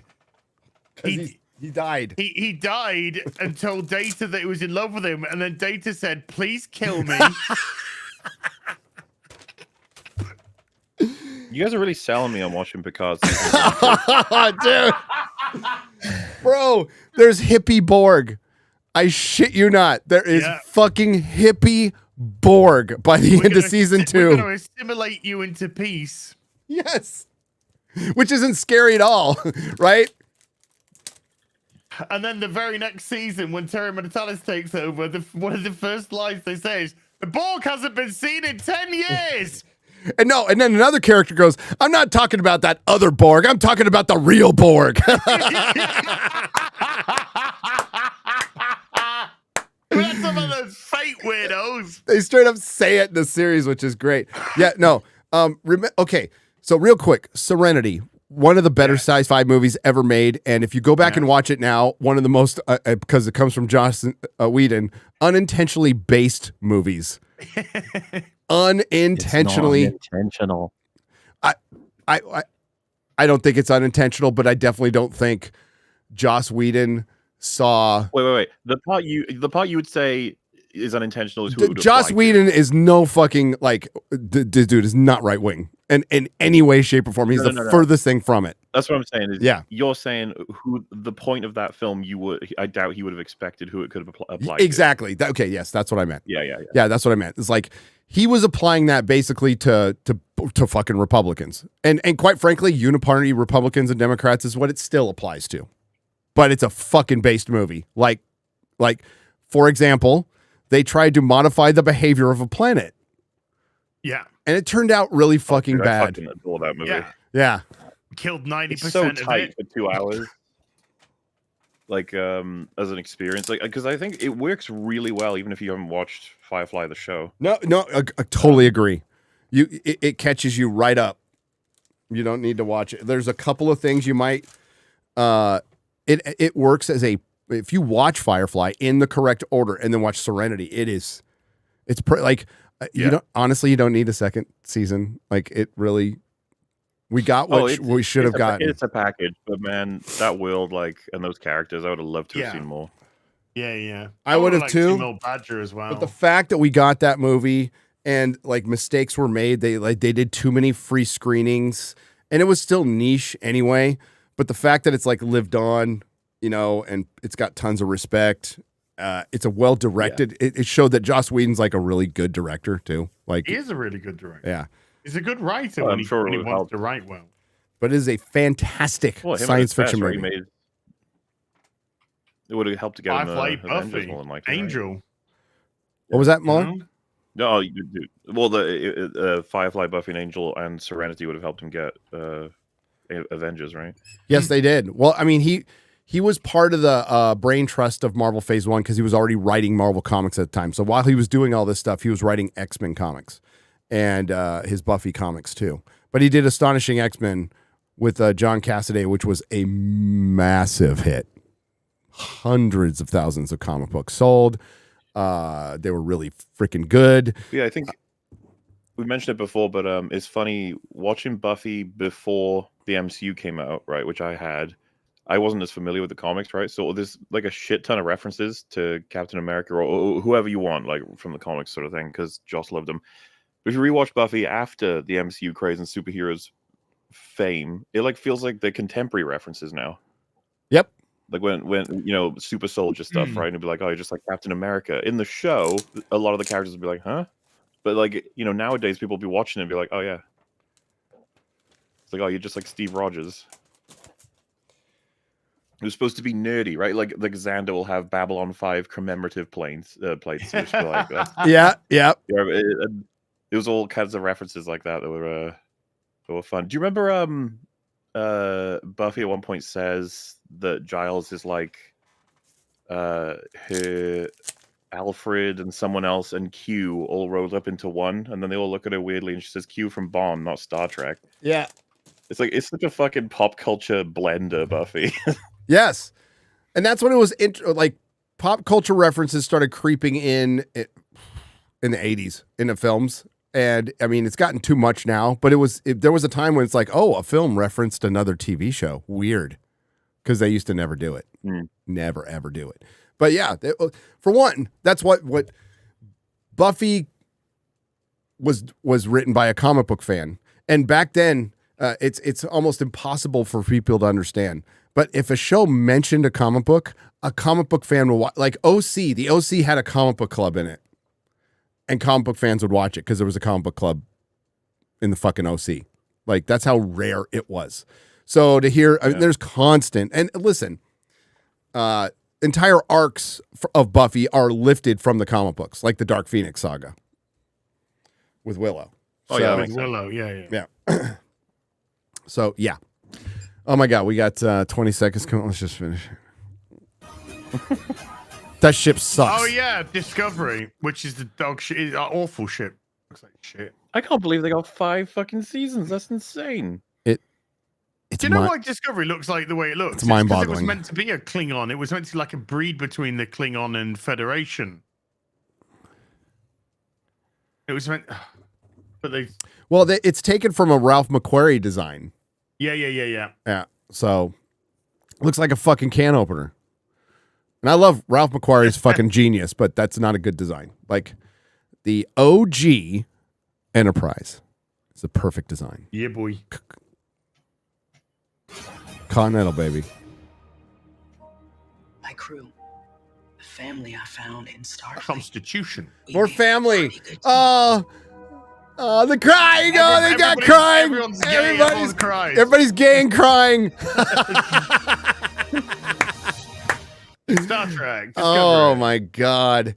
And that, oh dude, in the same month, Doctor Who and Star Trek Discovery in the same month. Oh no, I just thought of that. May. Oh, Doctor Who's May, isn't it? No, it's April. Even if it is May. Doctor Who needs to even if it is May, these are for a long time. It'll still roll in. It's weekly episodes. Oh my God. Those 4 specials that they chat out. Don't they think they should take another break for a while before they put Oh, I think 15 years would be a good break. Yeah, I'm up for that. I think 15, 150, something like that. How old will I be? Oh, 150. This will be sad when I say this. I'll be 70 when Doctor Who comes back from its 15-year break. Oh my goodness. I'm just enjoying life. I'm not going to be here much longer, folks. Yeah, you're having fun. You're having fun, man. Just having fun. The end is near. The end is near. Holy shit, that looks terrible. And you're right, Mahler. Like, what? Fucking 5 seasons? But you just watched Doctor Who. So, and that's getting 2 seasons. Well, yeah, we know it's definitely got this coming season and another season where they've already ditched the white female companion so they can go around saying, hey, this is the first non-white TARDIS. So with Star Trek Discovery and Doctor Who coming out the same year, and I've always said it's going to get much, much worse before things get better. So this is like the dregs that have been delayed because of COVID or everything that we're going to see coming out. But it's going to be great that they come out together because they will be both ignored together. I think that like Star Trek Discovery's never trended on Twitter. It's never charted in the ratings. The only time it ever charted legitimately in the ratings was the first episode, and they aired it on CBS. What's that? Cobra? Yeah. Cool. This is the Crimson Strike. So I'll be covering... I don't know about Doctor Who. I might look at one episode. Oh, I don't know. I don't think I can be bothered. Yeah. But Star Trek Discovery is ending, so I think it's fine to go back to that and have a good laugh because I think it's going to so be annoying with Doctor Who. Well, Michelle, yeah, the videos do well, but I fucking can't stand the thing. I David Tennant coming back will, I think, help the interest, and there will be none. And I love how they're getting rid of the white girl right after the first season. The attractive white girl and bringing in not a white girl. Like it was almost like a bait and switch because it probably was. Russell T Davies has gone off the cliff of just insanity. Some might say the reservation. He's off the reservation, like Marvel. Just like Echo. Is there a story behind that, by the way? Does she have some kind of like creative differences shit? Or I think she got switching up the characters. She was, who knows? Maybe she was a bitch on set. Maybe they were bitches to her on set. There's not a lot been said. Not a lot has been said. Yeah. Other than they are filming currently with another companion. So something didn't work out. And maybe they're just trying to blame everybody except for Ncuti Gatwa, who can only play Ncuti Gatwa. It was very clear in that first... By the way, that wasn't that long ago, dude. We're talking 3 months ago. When the Christmas special aired. I thought he was pretty terrible. He's fucking... He has no presence whatsoever. No. He doesn't have the 1,000-yard stare that you need to be the Doctor. Oh, well, it's over. Yeah. All good things come to an end. They do. R.I.P. Hey, R.I.P. So, Denis Villanueve. Where the fuck is... Where's Chris Gore? Hey, Gore! Where the hell are you? In the last hour of the show, dude. Yeah, you better hurry. I'll message him. Yeah. Well, so shouting means you're loud in my ear, not his. Oh, I'm sorry. Poor Molly. Chris can't even hear you. Denis Villanueve Yep. recently said on Twitter that with great power comes great responsibility. Get that exact quote, Gary, because everybody's fucking falling over themselves to change the point that he made. No, you pull it up, X-Ray Girl. It's in. It's there. There's Mahler's tweet. We could just go to Mahler's tweet. But here's movies have been corrupted by television. All right, here we go. So Denis, who did a very good job with Dune Part 1 and 2. Just gonna say. Blade Runner 2049, fucking shit. Absolute garbage. And we'll talk about that too. Denis Villanueve says movies have been corrupted by television. Frankly, I hate dialogue. Dialogue is the what is that word right there? I can't read it. Oh, sorry. Dialogue is the theater. Theater. Oh, sorry. I couldn't read it. Oh, sorry. I just can't see it because I'm watching it on my other screen. The theater. Dialogue is for theater and television. There we go. I don't remember movies because of a good line. Okay, I'm going to repeat that. I do not remember movies because of a good line. I remember movies because of a strong image. I'm not interested in dialogue at all. Pure image and sound, that is the power of cinema. But it is something not obvious when you watch movies today. Movies have been corrupted by television. In a perfect world, I'd make a compelling movie that doesn't feel like an experiment, but does not have a single word in it either. People would leave the cinema and say, wait, there was no dialogue, but they won't feel the lack of it. That's the full context. Okay. All right, that's it. That's it. Before Mahler gets started, I want to pull up a razor fist point. The guy who directed Blade Runner 2049, probably the greatest noir film in the last 40 years. What is noir? Is it image or dialogue? I'll answer it for you. It's both.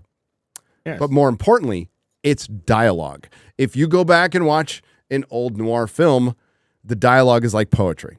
Actually, a lot of old writing is snappy, very snappy. It is dialogue. Very reliant on dialogue. So good for Razorfist for pointing that out. And he's on my side with 2049 all the way. Mahler, I give this to you because you put out a pretty good tweet. I liked it. That was very clever. Well, so I imagine I'm on the same page as basically everyone here. Is when someone says, I don't remember a film for a line of dialogue, you're actively triggered. You're like, excuse me? Yeah. There's so many fucking movies that I know almost by a line in particular. And of course, these examples are just four of not only what I consider to be fucking fantastic movies, but that when someone says the line, the fucking whole movie goes through your head. Yeah. Like that's accompanying these moments. And it's so fascinating to me.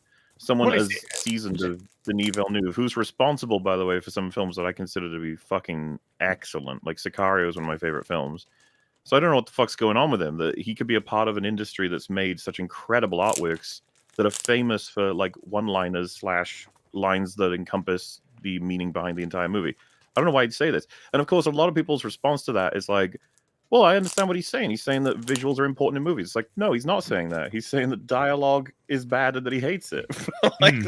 He's specifically going after... Because, of course, we would all agree visuals are incredibly important, but so is dialogue. Why would we say anything exactly? And I like the first part where he said TV has corrupted films, because if you stop right there before he starts saying dialogue shit, I agree.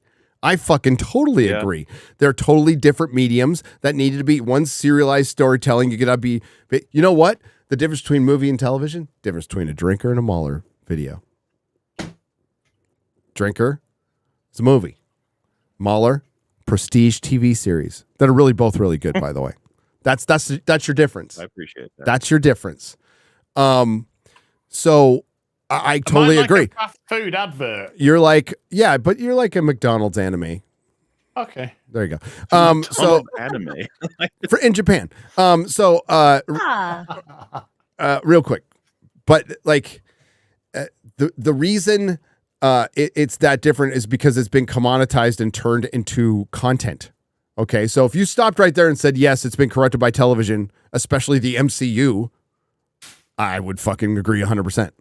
Yeah. Oh, there's plenty to agree on that. Yeah. But the dialogue argument, little dumb. So you put up 4 things. I actually copied one of yours because I just agree with it. Roy Batty. It's like it's hard not to reference that one. It's like, dude, that's Dude, you got Blade Runner. Best lines in all of film. Yeah, like Tears in Rain. Say hello to my little friend. I am your father. Thou shalt not pass. These are ingrained. Thou shalt not pass. Yes. For mine, I used totally ingrained. So for mine, a couple of mine, I didn't use just taglines, right? And I know that's what you were doing to make your point, but I just went to the first 4 I thought of. And the conversation with the Godfather, with Vito in the beginning. You know his entire character in that first conversation filled with dialogue, by the way. You just know who he is right at the beginning of the film, right? And then Gandalf talking about the White Shores. That's just it's a really nice moment. Yep. That's what I like, you know. And other people started doing theirs, and it's like it's such a ridiculous argument. It just sounds like a Frenchman going, "I don't like the words. You Americans like too much of words, and you're talking." One of the best scenes in superhero is between Loki and Black Widow in Avengers. That's a wonderful scene. Yeah. Dude, the amount of dialogue from Avengers that's been pilfered for Phase 4 and 5 is funny. That's my secret. I'm always angry. That's my secret. I'm always angry. That's iconic. That is iconic. So that's. I think Mahler would agree with it. There's been you dull creature. Yep. That is funny as fuck. Best Hulk. Beauty God. Avengers is the best Hulk movie by far. It's the best Black Widow movie. Yes. Yep. It's the best Hulk best movie. Loki movie.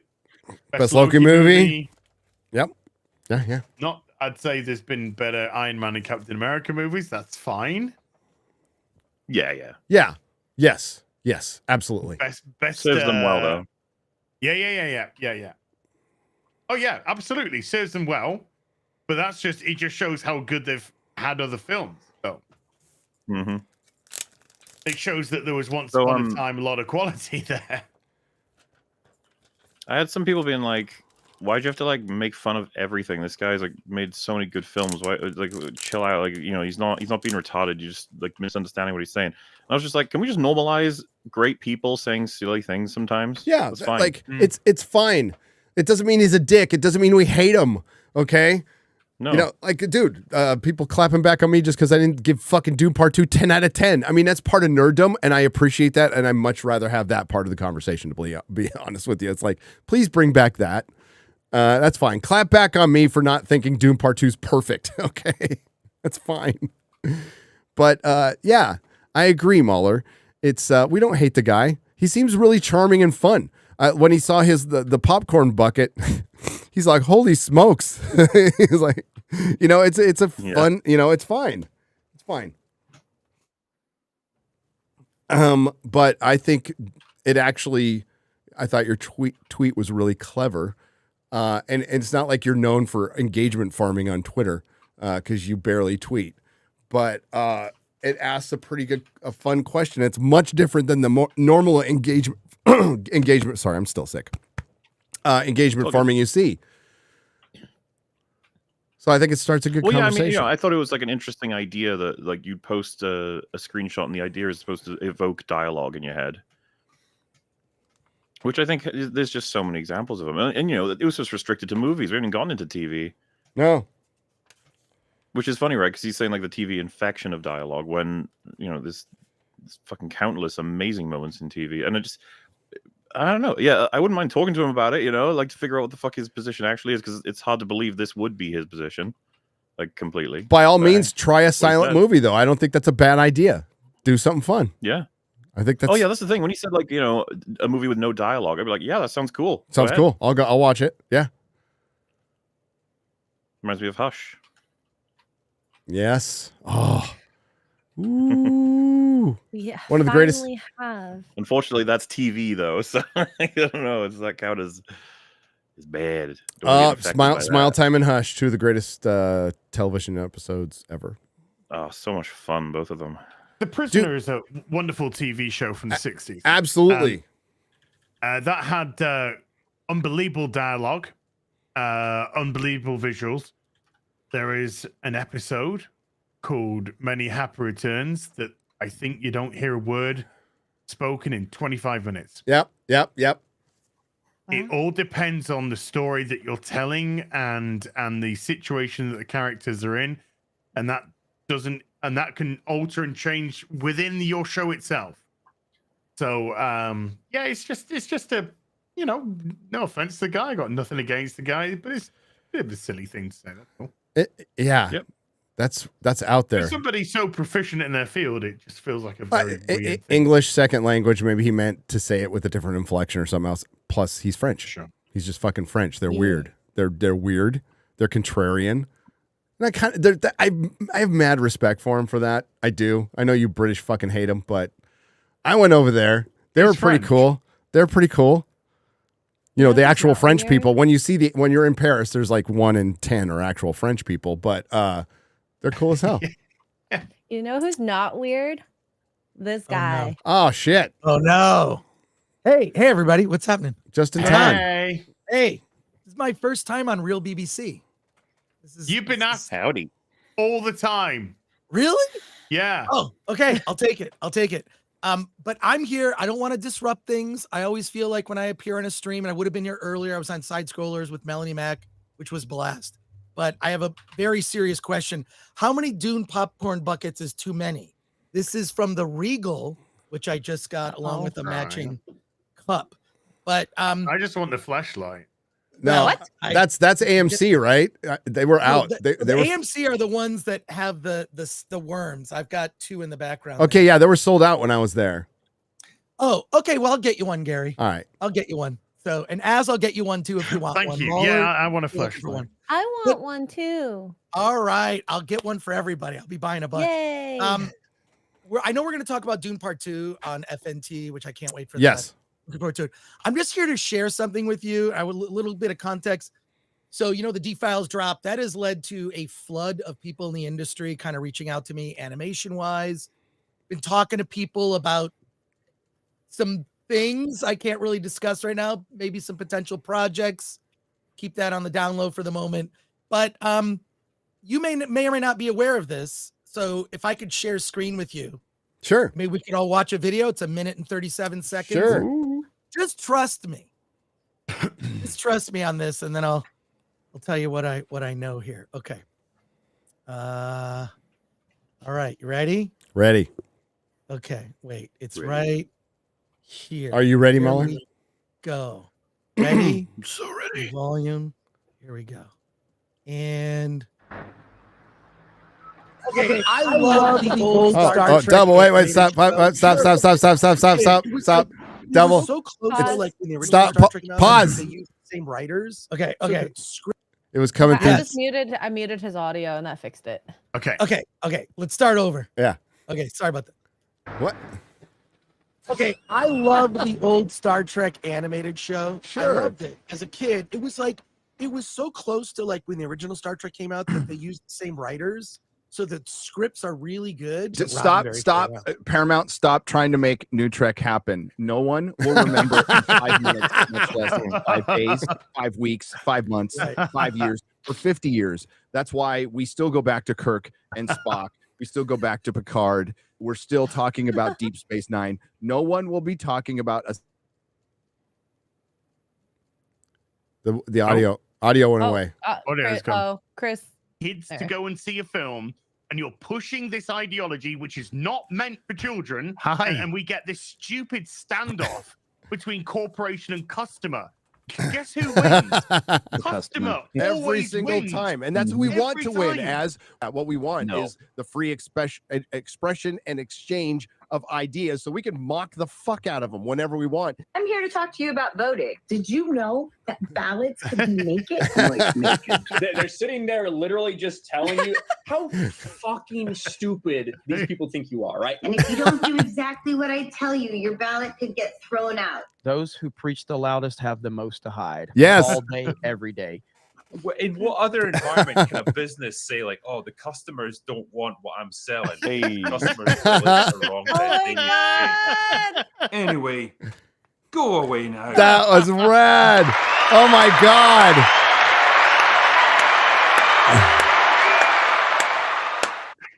Unmute, Chris. Unmute. Somebody hasn't got YouTube Premium.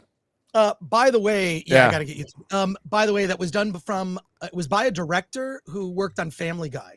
Oh wow! Who No way. is a fan of No me, way. a fan of all of you.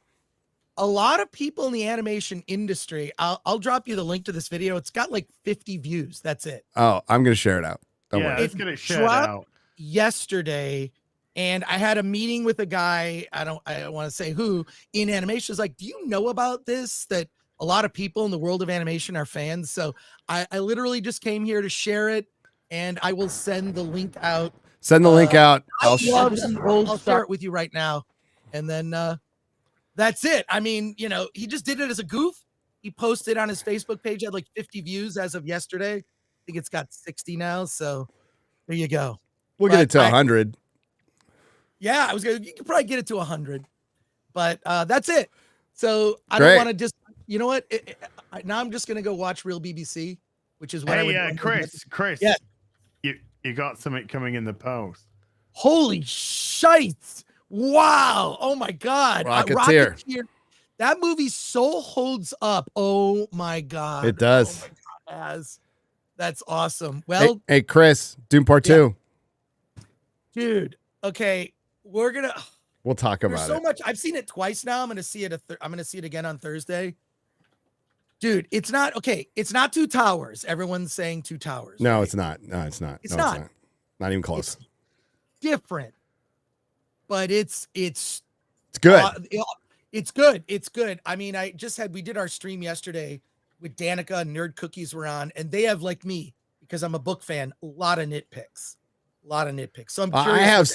I have some without Yeah. knowing the books. But but Zendaya's not great. She's not great. She's not even good. But so many other people are great, like fucking next level great in it. Yeah. That it makes up for it. So we'll talk about it tomorrow, brother. We'll talk about it tomorrow. I'll be on FNT this week. Thank you for letting me drop that. The video's in the private chat if you want to share it out. And I'm gonna get more details on this because this is all this. I just learned about this yesterday. Look up the guy's credits. He's got all these directing credits on shows like Family Guy, among others. That's awesome. Wow. So really cool. All right. Take care, everybody. Bye, Chris. So long, gay boys. So long, gay boys.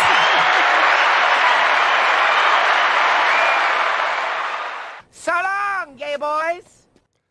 A little late, but whatever. I just watched that. God damn, that's a good movie. The unrated version, either version. Hangover fucking holds up. That is a fantastic movie. One of my favorite comedies of all time. Gets me ready for Vegas too. All righty, where are we on time? What did you just call me? A baguette. Gay boy. Fine. Baguette. A baguette. Chrissie got banned for saying baguette on Twitter. Oh. She did? 12-hour ban. I was wondering. Wait. For saying it on Twitter when she got attacked by a baguette? Yes. Okay, so yeah, let's talk about that real quick. Chrissie Mayr was doing a show in Jersey, and I guess somebody threw in a smoke bomb at the end of the show during a fan meet and greet up. Greet up? What the fuck was that? No, it's pepper sprayed. No, I said Pepper sprayed. fan meet up, and I said greet up. So, We understood what you Yeah. meant. You're gonna say meet and greet, and then you say meet and fan. greet, meet and greet up. There you Meat go. and veg. Yeah. By the way, Chrissie,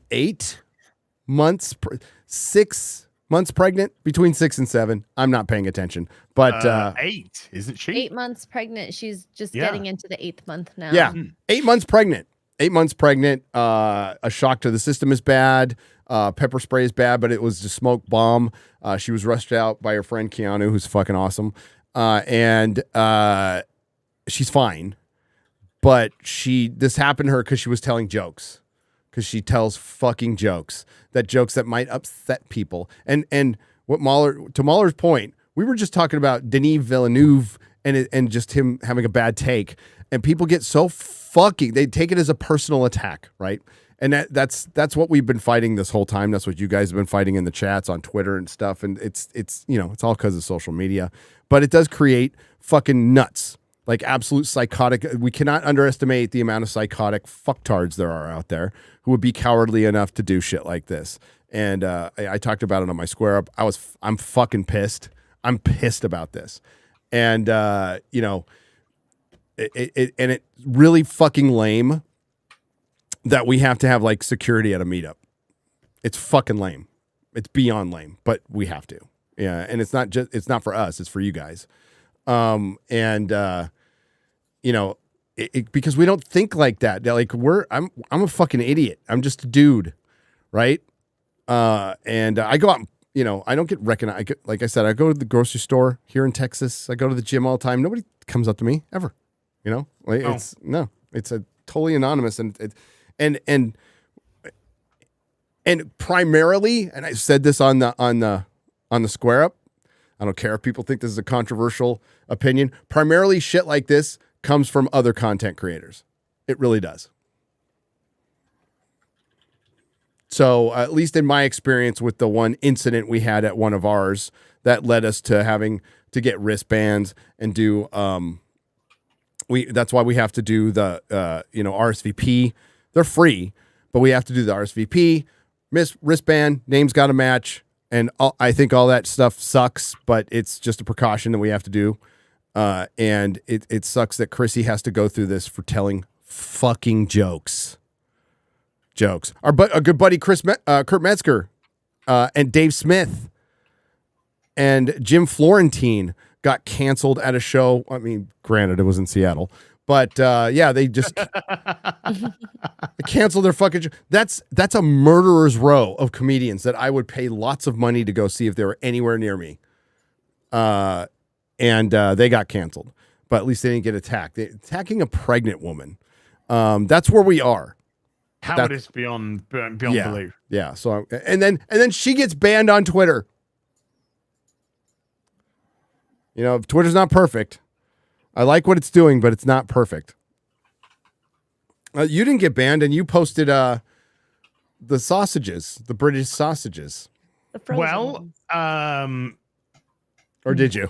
Context matters. Okay, I guess. I guess. I mean, what can you call them? That is what they are called. And yes, I do have them in my freezer. And yes, that was a picture from my freezer of my pork-based meat products. I do enjoy people learning about British food. Yes. So no, I did not receive a ban for posting food. Mm-hmm. No, it sucks. Sorry, Chrissie. Hope she's okay though. Yeah, but it's absolutely ridiculous that she should have to have gone through that. Mm-hmm. Just the person that did it, just the absolute sub level of human. That's actual evil. Mm-hmm. It is evil. Someone. It is evil. Yeah. Or a group of people. Yeah. Please don't tell me it's not a cult, not a religion. Yeah. You have these absolute pieces of fucking excrement attacking a pregnant woman. What a fuck. Yeah, because let's have a conversation in the room, one-on-one, 5 minutes. Because a normal person, like reacting to Chrissie's jokes, for example, would just either say "haha" or "I don't like them." They wouldn't be like, "Yeah, I really need to pepper spray this fucking pregnant woman after a show." No, a normal people just like, whatever. If you don't, but the thing is though, if you don't like it, that's fine. Yep. If you've heard Chrissie, people too. like the crowd, you don't know who's in there that has underlying. Oh, they don't care. You're asking them to care about something they don't. Yeah. Yeah, they're not there for comedy. They're there to get mad. They're there to push their ideology when somebody says something that's funny that goes against their religion. That's what they're there for. They're not there for yucks to laugh. No, they're there to kick something off. They're tapped in the fucking head. They're mentally ill. There's a mental ill fucking crisis in the fucking West. Never mind just America. In the West, once was a mental illness and was being treated, is now being pushed and celebrated by corporation and government, and so they're empowered. What happens when you got mentally ill, empowered people? They do fucking retarded shit because they're mentally ill. Yep. Coward. Absolute coward. And it sucks, but she's fine. And like, we're not going to stop doing stuff, and we can't like let our lives be ruled by this stupid shit. And it was just, by the way, they didn't catch the person because the person threw a smoke bomb and ran away. All right. So. Coward. Yep. Yeah. And I'm sure that gave them all the meaning they needed in their life when they got home, and everything is perfect and their lives will be better because they smoke bombed a pregnant woman. Okay. All right. Fucker. Piece of shit. Let's get to super chats. How you doing, Mahler? I was just sort of thinking about what it takes to make someone get to a point where they want to attack a pregnant woman with fucking. Dude. It's you know what I mean? I just it's. It gets tough. It gets fuck. It's like how, like Chrissie's jokes are like they're funny and they go over the line. That's the whole point of it. She's like an actual real comedian, but like, man, there's worse. There is worse. Yeah. I've heard worse from Kurt Metzger, Kill Tony, at the mothership, at fucking at Joe Rogan's mothership. I've heard way worse. Holy shit! And that's why there's, you know what? They're not allowing cameras and shit in comedy venues, and it's to protect the comedians.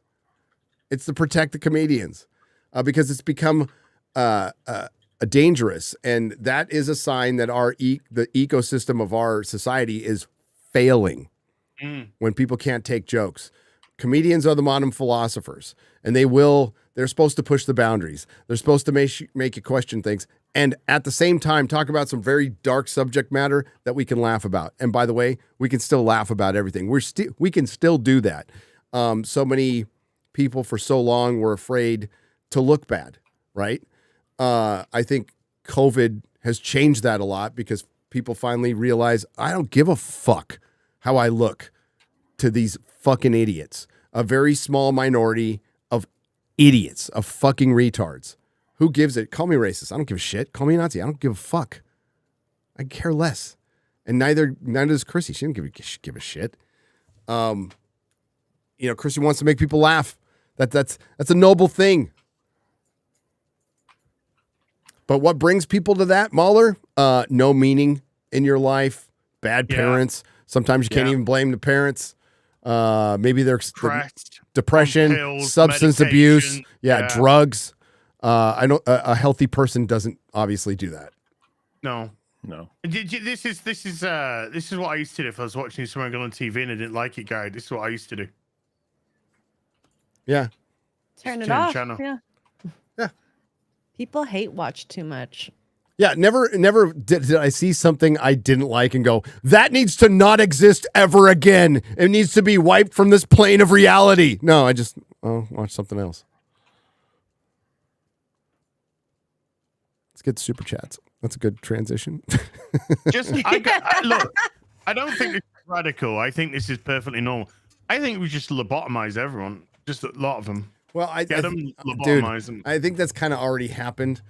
Through diet and a lot of other things. Mikey Gussler. Mikey, what's up? For $20 says, Aspire announced that they are re-releasing the Aspire, did I say that right? Aspire? Oh, Aspire. Oh, is it Y? Okay.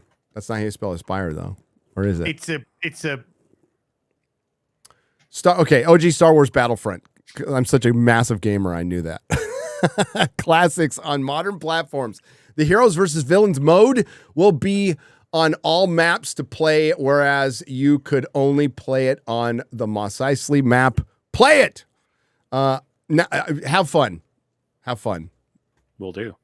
Have fun with that one. Are you going to play it, Mahler? Star Wars Battlefront 2 is probably the game I clocked the most time in for Star Wars. So yeah. Good. That'll be lots of fun. Play the shit out of it, brother. Have fun. Mikey Gussel for 10 more says, I won't be at the Vegas meetup since the second night sold out instantly. Would you guys like to come to the Cincinnati Comic-Con this October? It depends on when it is. Maybe, Mikey. Yeah, sorry, it sold out. We have to cap the tickets. I'll tell you why in just a second. It would be a Midwest fan meetup like last year. Well, chances are, I mean, if you can get to Milwaukee,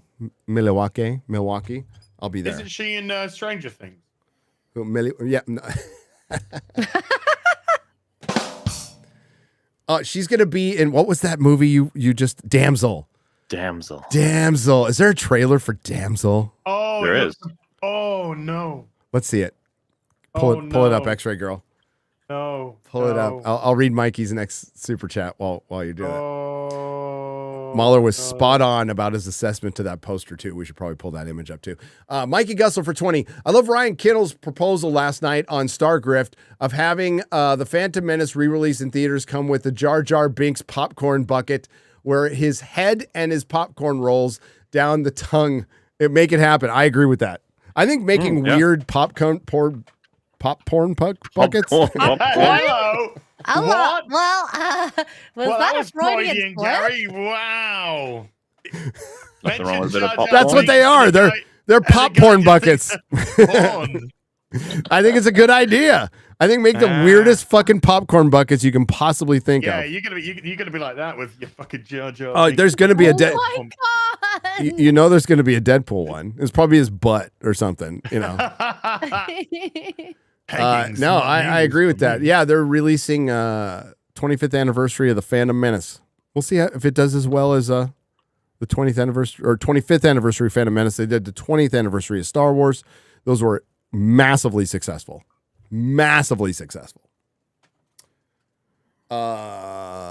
They beat new release movies like a drum for the opening weekend. Did you find it? Yes, I did. Let's whip it out. Oh, it's long. Okay, yeah, maybe we'll just watch a little bit of Damsel. We'll see. Oh no! I have made a match. Fucking Ray Winston. Oh no! We need this. Your people need you.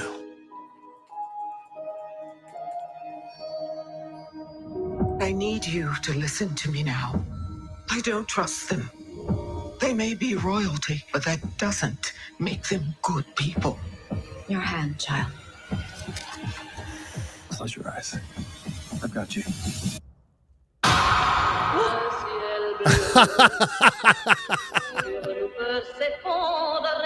Okay.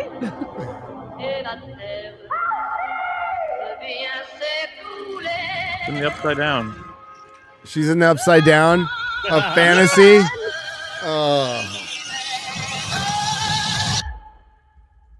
Is this where she fights up? Elodie. Oh, wait. Pause it. It's International Women's Day, by the way. March 8th. Oh. It's also Jeremy from Geeks and Gamers' birthday. Oh. Just wanted to point it out. Wow. Isn't there That's another a bit of birthday a that day? suspicious coincidence. There is. Mrs. Nerdrotic's birthday is that day too. That's how I remember it. I thought, why do you know that? That's very... It's my wife's birthday too. So Gotcha. Yeah. March has some great birthdays in there. I'm just saying. Long line of women Oh. have helped to build this kingdom. Oh, thank God. It is this sacrifice we commemorate every Women generation. actually build everything, and the men took it over. The evil men took over what the women actually built. God, I've never seen this theme in a fucking movie ever. from Netflix or Disney or anything from Hollywood in the last fucking 5 This years. ain't no fairy tale, Gary. This okay? ain't no fairy tale, boys. Girls. Let's go. Centuries. A legacy of honor and duty you now inherit. Duty.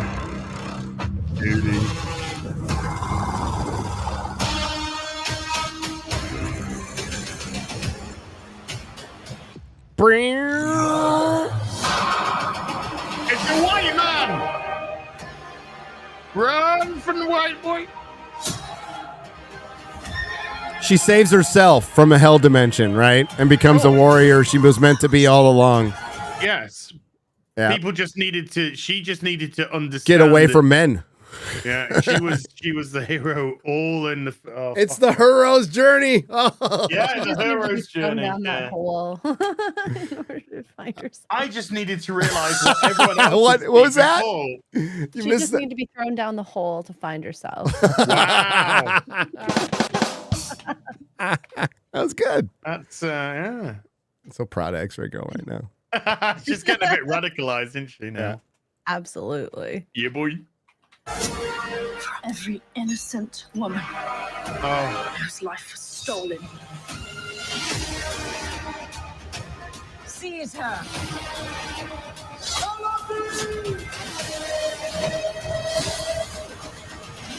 You know nothing of our story. Jon Snow.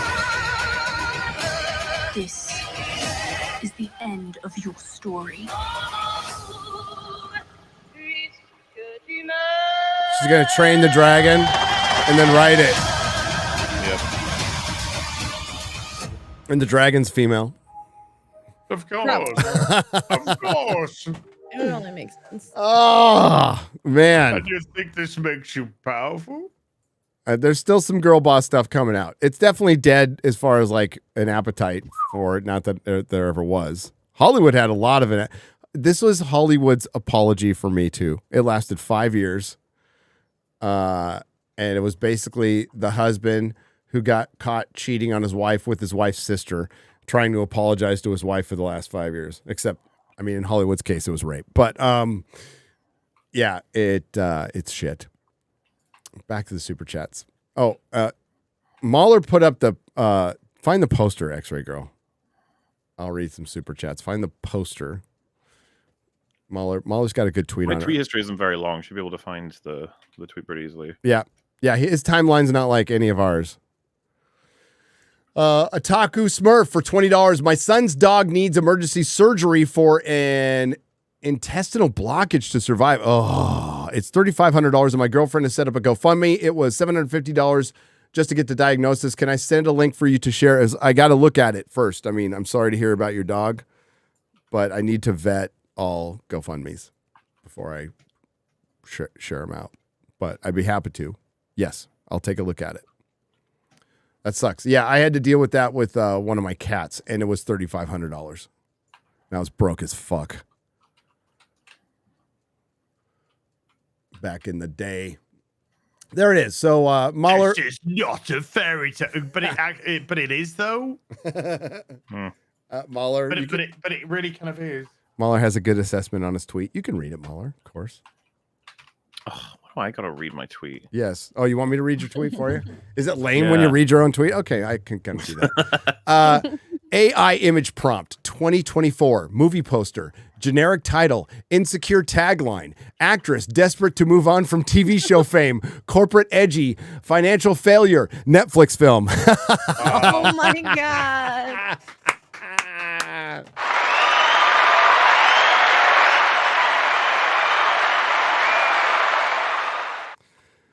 And of course, people didn't get what Mahler was saying on that one. They're like, it's not AI.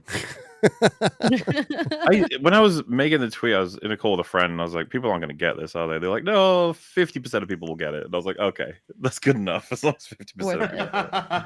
Yeah, that's how I roll every tweet out. It's like there's gonna be people who just take it too literally and don't understand.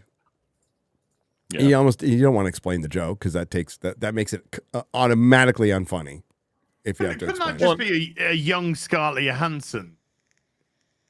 Just looking at that image, it just looks like a young Scarlett Johansson as well. Scarlett Johansson.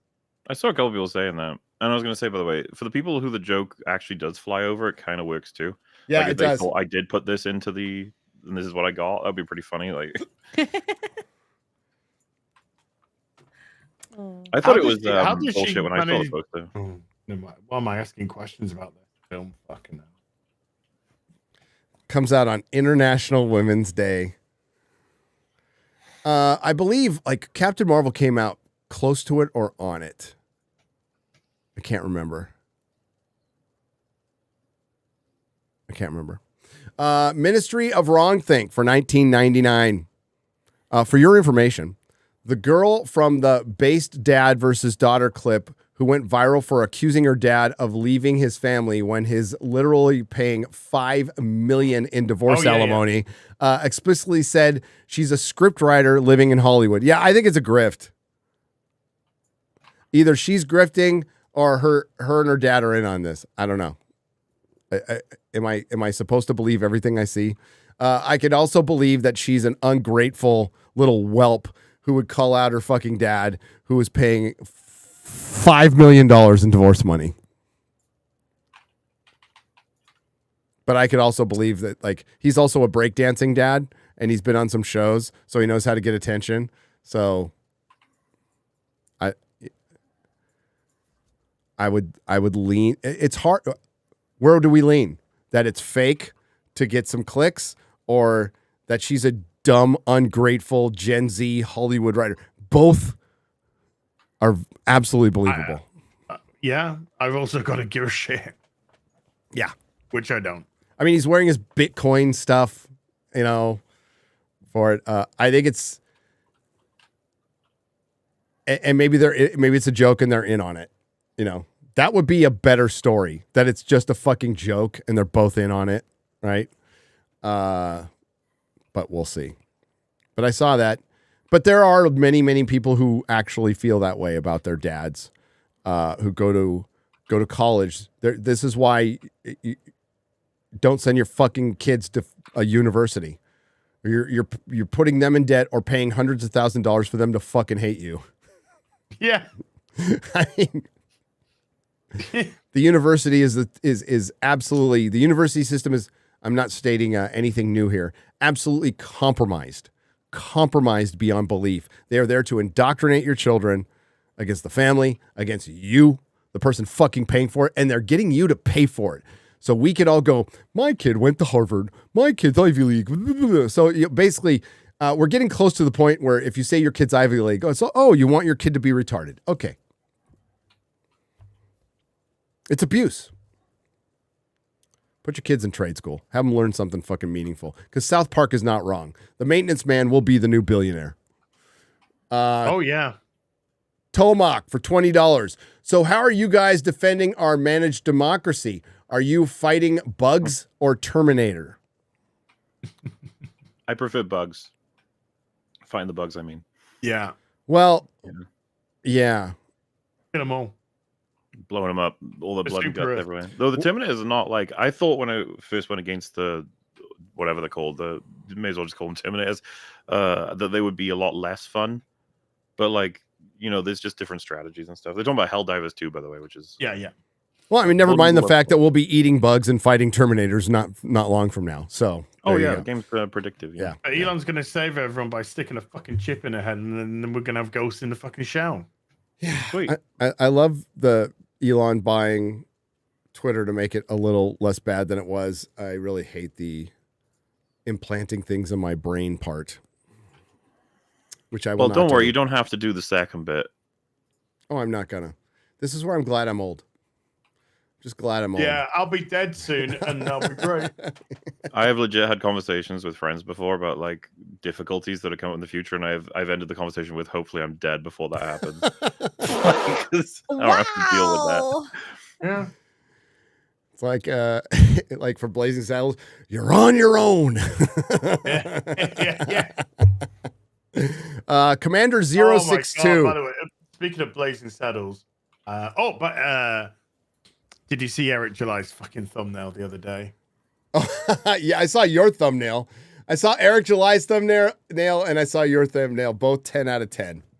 Both 10 out of 10. Where are the wild women? By the way, Eric July on the Rippaverse website, they got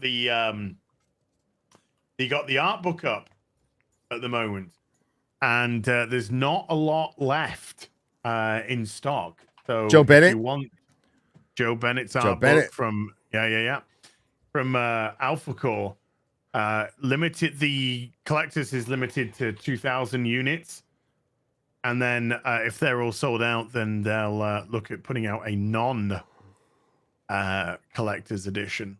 But yeah, they are going quick. Not a lot left. This might get us demonetized. It shouldn't, though. Yeah, boy. God, that art is beautiful, It's though. fucking amazing. All of the art in these things is amazing. The storytelling is amazing, and you can get these. You can get these for a few bucks, dude. I've got to get a run of that. Yeah, you do. Savage Sword of Conan is the GOAT. Commander 062. I am really proud of myself that I could read this because it's spelled CMDZERO and then 62. Yeah, and I'm like, I did it. It's only taken me 10 years. For $20. Gary, I recently read most of the John Carter of Mars books. Fucking fantastic. I just got them for my son, by the way. I'm interested in the comics now. I found a couple of people selling complete sets for 1 through 28. Can you give me an idea of reasonable pay 28 comics from 1977? It should not be over $100. But you got to keep in mind that John Carter of Mars number 18 is the very first Frank Miller comic book, so that might bring the price up. But yeah, I think like a couple $3 per book on that one is fair. Even if it's in super mint condition, because you can find those back issues anywhere. By the way, again, John Carter of Mars number 18, first Frank Miller art in comic books. Skeleton Bro, I did it again. He spell it SKELE 10 Bro for $19.99. When it comes to the Bad Batch, I enjoy it as it. However, it has several flaws and has to be watched excluding everything after prequel era. See, which is not an ideal in the slightest. The prequels are just so different from the OT. They are. Seriously, Star Wars fans that are still like actively trying to enjoy stuff sound like the most abused fandom. Yeah. Because obviously for me, I'm watching it so that I can be involved in the conversation, tell people how I feel about these pieces of storytelling. I was asked in a super chat, like, would I be watching this if not for the fact that I was reviewing on a show? I was like, absolutely not. There's no way I'd be watching Bad Batch just randomly. The show's nowhere near good enough, and there's just nothing as part of the Star Wars IP that would draw me in at a base level of saying, like, this is a spin-off show about spin-off characters from spin-off things. Do you want to see them trying to, solve problems? Like, not really. Not really. But, I gave it a shot, and I was like, yeah, it was pretty bad. But, like, a lot of people will say, like, well, if you just think of it as this, and you ignore this, and you think of it this way, and you just don't take it too seriously. The amount of fucking times people were saying, like, it's meant for kids. I was just like, why do we keep shitting all over kids' content? Stop.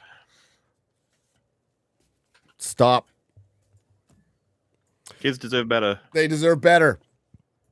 Cayenne Kurji for 2,000 Martian pesos. Gary, where's a good place to get the best replica of Anduril without getting whatever.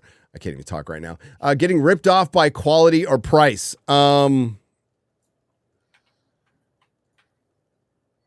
You need to get the Atlanta cutlery version probably on eBay because they don't make it anymore. And it's going to be pricey. That's the best one to get, the Atlanta cutlery version. The one that's more expensive. There's a bunch of knockoffs of it that'll say $100, but they're pieces of shit. You need to pay probably upwards of $1,000 for the real deal. I have it. I'm looking right over at it, and it's a real sword. So, Jonas, the other ones are like knockoffs where the hilt will fucking come off and everything. You don't want that. Jonas Brazen B-Way for 400 Martian pesos. Hey, shout out straight from Brazil. Oh, Dan Vascalan. From one banana republic to another. Great job, guys. Cheers. Yeah, we're not much better than you. We're really close to having starving children running around and murdering us. Eric Bailey for $20. Eventually, AI will get so good that an independent author will be able to plug their entire book into a script and produce an entire show/movie from it. No middleman, no actors being idiots, just their own book. Yep. Josh Kelsey has dropped $19.99, and that's what Josh does, and he just walked away. Hail Josh. J Mac for $20. Crazy as well, since according to Cruella, she's the one that gave Pongo and Perdita to Roger and Anita. It was all long-term investment for the fur industry. Quagsire for $20 says a good example of a classic villain would be Jack Horner in The Last Wish. That's true. An unredeemable monster, knows what he is and has fun with it, when even saw his backstory and didn't need to make him sympathetic. Yep. True. Yeah. Have you guys seen Last Wish? I have not seen Last Wish. Everybody's telling me to see it. Yeah, you'd like it a lot. Well, I love the Shrek movies, dude. I'm a huge fan of the Shrek movies. I need to watch it. William Kalal for $20. Discovery Warner's merging with Paramount. Isn't that like Kmart merging with Sears? Exactly. Great American reference there. Fear the Tardo. 6 parts. Wow. Oh my God. Get ready. Here we go. Jesus Christ. I have to read these. Here, I got to move it. I have to read these with my camera cord going over it. I hope. It'll just add to the ambience Okay. of his super chat. Fear the Tardo. 6 parts for $50. Part 1.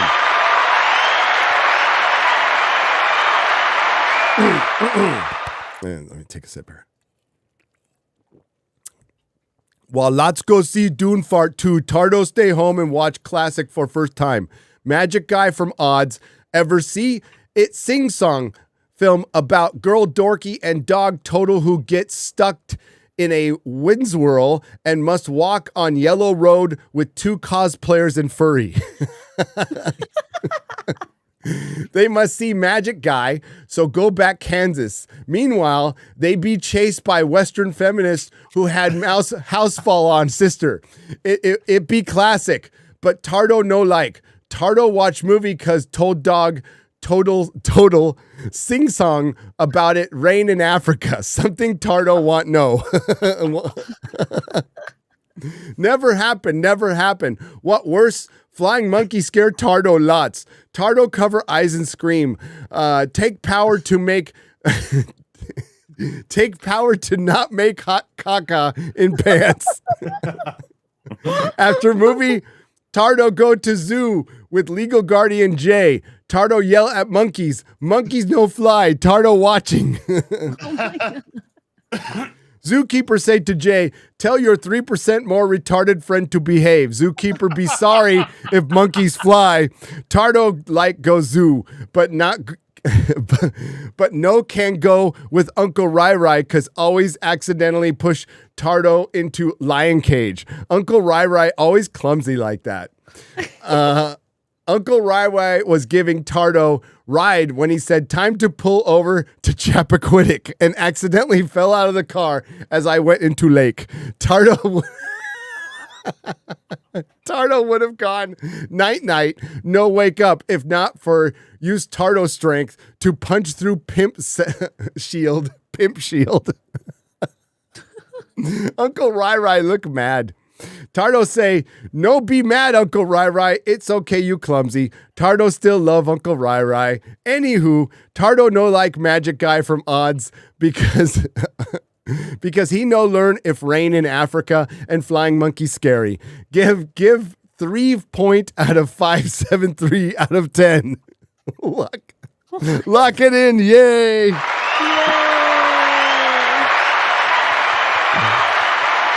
That's a magnum opus from Fear the Tardo right there. That was a whole fucking rabbit hole, to say the least. Dude, took you places, man. Ellie Elvis for $19.99. Yo, how can I hire you guys to read my comic script? Frank Gore already read some of it last weekend in Pasadena. Yenu Studios. Hire us to read a script? I mean, I can't read, so that's a bit of a problem. No, a movie script, I think you should hire a professional. Script Doctor is a professional. That's what I'd recommend. I would recommend Script Doctor. He charges a nominal fee to look over your script, and he's a real script writer. So go check out Script Doctor on X on Twitter. Otaku Smurf for $20. I DM'd you the link on X. That's the guy with the dog. Okay, thank you. GoFundMe. Yes. Yeah, so I'll be live tomorrow, so we'll look it over, and then if everything's cool, brother, then we'll talk. We'll blast it out tomorrow. Okay. Lynn Jones. Hi, Lynn. I learned. Kelly Jones' boss. $20. His girl boss. You guys need to give a shout out to Hollywood and Modern Entertainment for giving you guys so much content that you're guaranteed an audience for years to come. Love you all. We love you. Job security.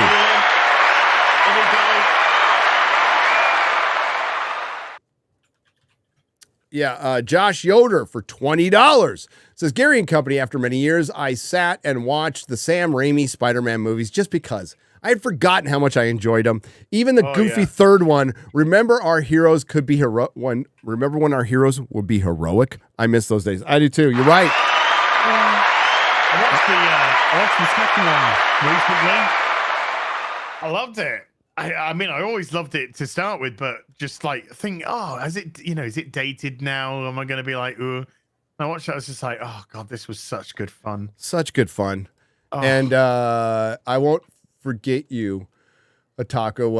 Was it? Did I say that? I say it Otaku. Otaku Smurf. So X-Ray Girl will remind me tomorrow. We will go over it, and then we'll talk about it in the beginning of Nooner tomorrow. Okay. Sorry about your animal. Puppy. It sucks, but again, yeah, I've had to do that a couple of times with a dog and a cat. They like to eat stupid shit like brooms and speaker wire and some dead thing they found in the backyard. Oh. Yeah, that's Parker. Parker likes to eat animals, other little animals. She's a good dog. Keeps the rodent population down in my backyard. Squirrels don't fuck around in our backyard. All right. So we're going to wrap it up there. What was that? Luke is in the chat too. Luke who? Luke Caverns? Caverns. What's up, Luke? What's up, brother? He Go did check out. Super Cat as well. He did? What did Luke say? Yeah. What will human-driven entertainment be in the future? Also, can I pursue legal action against S.J. Clarkson for damaging my eyes for $5? Thanks, Luke. I think somewhere in your ticket, there's a little there's like you're on your own, buddy. But I wouldn't try it, and I think human-driven will be part of this for a long time because machines are, believe it or not, a long way. We don't even know what consciousness is. So how can we build it? More if we did it by accident. Well, then we're fucked. Yeah, they made a couple of movies about how we could be fucked. Yeah. We're just curious which of the movies are going to be right, you know. But what people said, what AI is, AI is a super search. That's what it is right now. It's a super search. But we're filling it full of information. Now, when does it become sentient and start thinking on its own and believing in its own God or something like that and wanting to replicate or something? I don't know. I don't know. Because we don't know what consciousness is. We have no fucking idea. New idea. Okay, so, and that's a forbidden frontier. So we're going to get out of here. I'm going to do the square up early Sunday morning like I did last week. That was fun. I wasn't early, though, because I stayed up late, but this one will be early. And what do you got coming up, Az? Tomorrow, Ripping a Silverback, 7:30 UK time, 1:30 Central.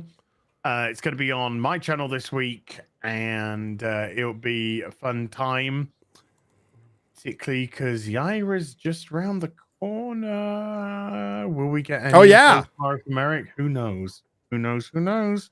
Oh, will you find out tomorrow? Will we find out tomorrow? I don't know. I honestly don't know. I'm gonna try. I'm gonna ask him. NDA. Yeah. Thursday, I'm gonna play Final Fantasy VII Rebirth all day, baby. Okay. Tifa! I hope Tifa's tints are awesome. Apparently, the censorship aspect is to bring into continuity with the Crisis Core game as to what she was wearing in that. But if they fuck around with They'll find Tifa out. in the They'll bikini, find out. they will find out. Then they'll find out. Okay. All right. I take Tifa's fucking bobs very seriously. I respect that. I respect the Thank you. shit out of that. I do. And thank I God they're respect boobs. I respect boobs. All right. Yeah, Brie. Boobs need to make a comeback. Big time. Hey, there was boobs. Yeah. There was boobs in Shogun. What's that? There was boobs in Shogun. Yeah. I'm watching it right now. Mahler, what do you got coming up, buddy? Tomorrow will be, I think, the next Loki episode for EFAP TV. Just watching through them, you know. I'm sure everyone's excited to see what we're going to be saying by the time we hit the last episode, where he becomes the god of stories, whatever. So getting closer. The Lord of the Rings EFAP movies are all finally getting re-released now. Like, I corrected them all up, so I saw week that. Yeah, it will be Fellowship, Two Towers, Return of the King split up, because together they get hit with copyright, but if you separate them, they're fine. So I don't know. I'm just forced to do it this way, I guess. I like them as a big package, but you can, in the descriptions, get a link to the previous uploads. That's unlisted now, but, you know, if you want to see the comments and discuss and everything, or if you want to watch it as one big thing, that's where you can.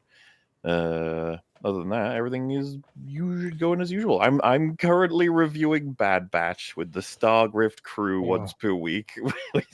If you really want to know what my opinions are on that television show. Yay. It'll get interesting and everything when we get to Acolyte. Maybe I'll make everybody on this panel watch Star Trek Discovery in April. No. Yes. Don't do it, Gary. No. Yes. We have a Yes. Yes. We have a trip. No. I don't We have a wanna trip? to watch it in We have a trip? Vegas. Man, old man, you have no It's power Vegas. here. Oh. You have no power here. Gary, you could totally flip that on us, because he's citing a scene in which he did indeed have power. I know. That's why I never use that meme. Yeah, that meme is always funny when people say that. You have no. It's like you power. got to It's think like, about what why follows would it up. What follows it up? Yeah. Gary takes off his cloak as. Yes. Yeah, he takes his face off and he reveals he was Friday Night Tights all along. We'll see. Yeah, oh, we you thought I was the real BBC. Sorry. I was Friday Night Tights. Friday Night Tights. It was FNT all along. What do you got coming up, X-Ray Girl? We're gonna have Bramable on Dadcast tonight, 6 Who? p.m. Eastern. Who? Bramable. Who? Bramable. Brammable. Did I not say it right? Bramable. You got a little bit of a stuffed nose. It's okay. You're a little still. Oh, Yeah. okay. Yeah, so he'll be on Dadcast and tomorrow nooner. Tomorrow nooner.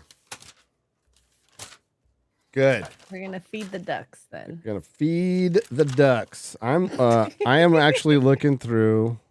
No, that's not what I want. God damn it! I wrote all this down. That comic animation's nearly on 1,000 views now. Oh, good. Good. Okay. I'm gonna release a video in the next 10 or 15 minutes. I just haven't decided on a title. Maybe I'll run it by you guys real quick. Okay. Okay. Let's do it. Do I want to? But I wrote all these titles down, and now I can't remember where I put them.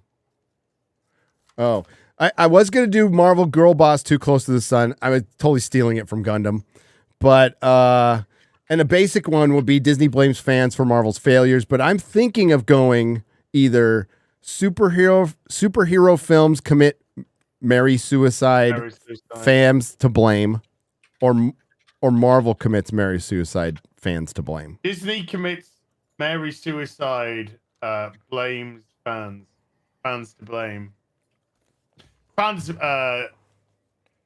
Fans blamed for Disney's Merry Suicide. Fans laugh at Disney's Merry Suicide. See, Fans. you're getting way too out there now. Yeah, so it'll be like Disney, Marvel, or superhero films commit Merry Suicide, fans to blame. That part of variation.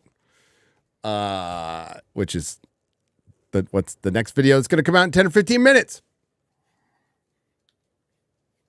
10 or 15 minutes. Sydney Sweeney's knockers in your thumbnail. We didn't. I was thinking about it, but we didn't. We really should. And then make a word out of her boobs. That was fucking genius. That was genius. Absolutely genius. I have a good idea once a year. That's it. I'm done. I'm done now. Yeah. I think I've seen Perry's thumbnail. I think we could probably fit CD Swin. If there was a picture of no, we got to get a picture of her pointing to her own tits.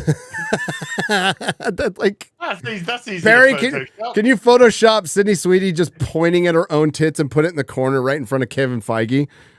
Oh my god! Instead, because we have Brie, and it's like it should that would basically saying it should have been me. That'd be great. That'd be great. But dude, no. If you don't know, go to Az's channel. He put a picture of Sydney Sweeney and it says B and M. And then Sweeney. and the boobs are the O's. It just says boom. It's so good. It is so good. All right. Yep. I'm gonna work on my Dune review tonight, so it'll be out by Thursday, I think. There might be a Tifa video tomorrow as well. Oh, good. I was kind of hoping so. All right. Thanks, everyone. Thanks to the Modrotics. Thanks to everyone in the chat, even the lurkers. Thanks to everyone who left Super Chat and donation. Again, the Super Chat square up will be Sunday morning. And we will see you next week on Az's channel. You know what I should do? Is be in the right screen to say goodbye. Boobies. This is going to be a hard goodbye. Bye, everybody. Bye. Bye.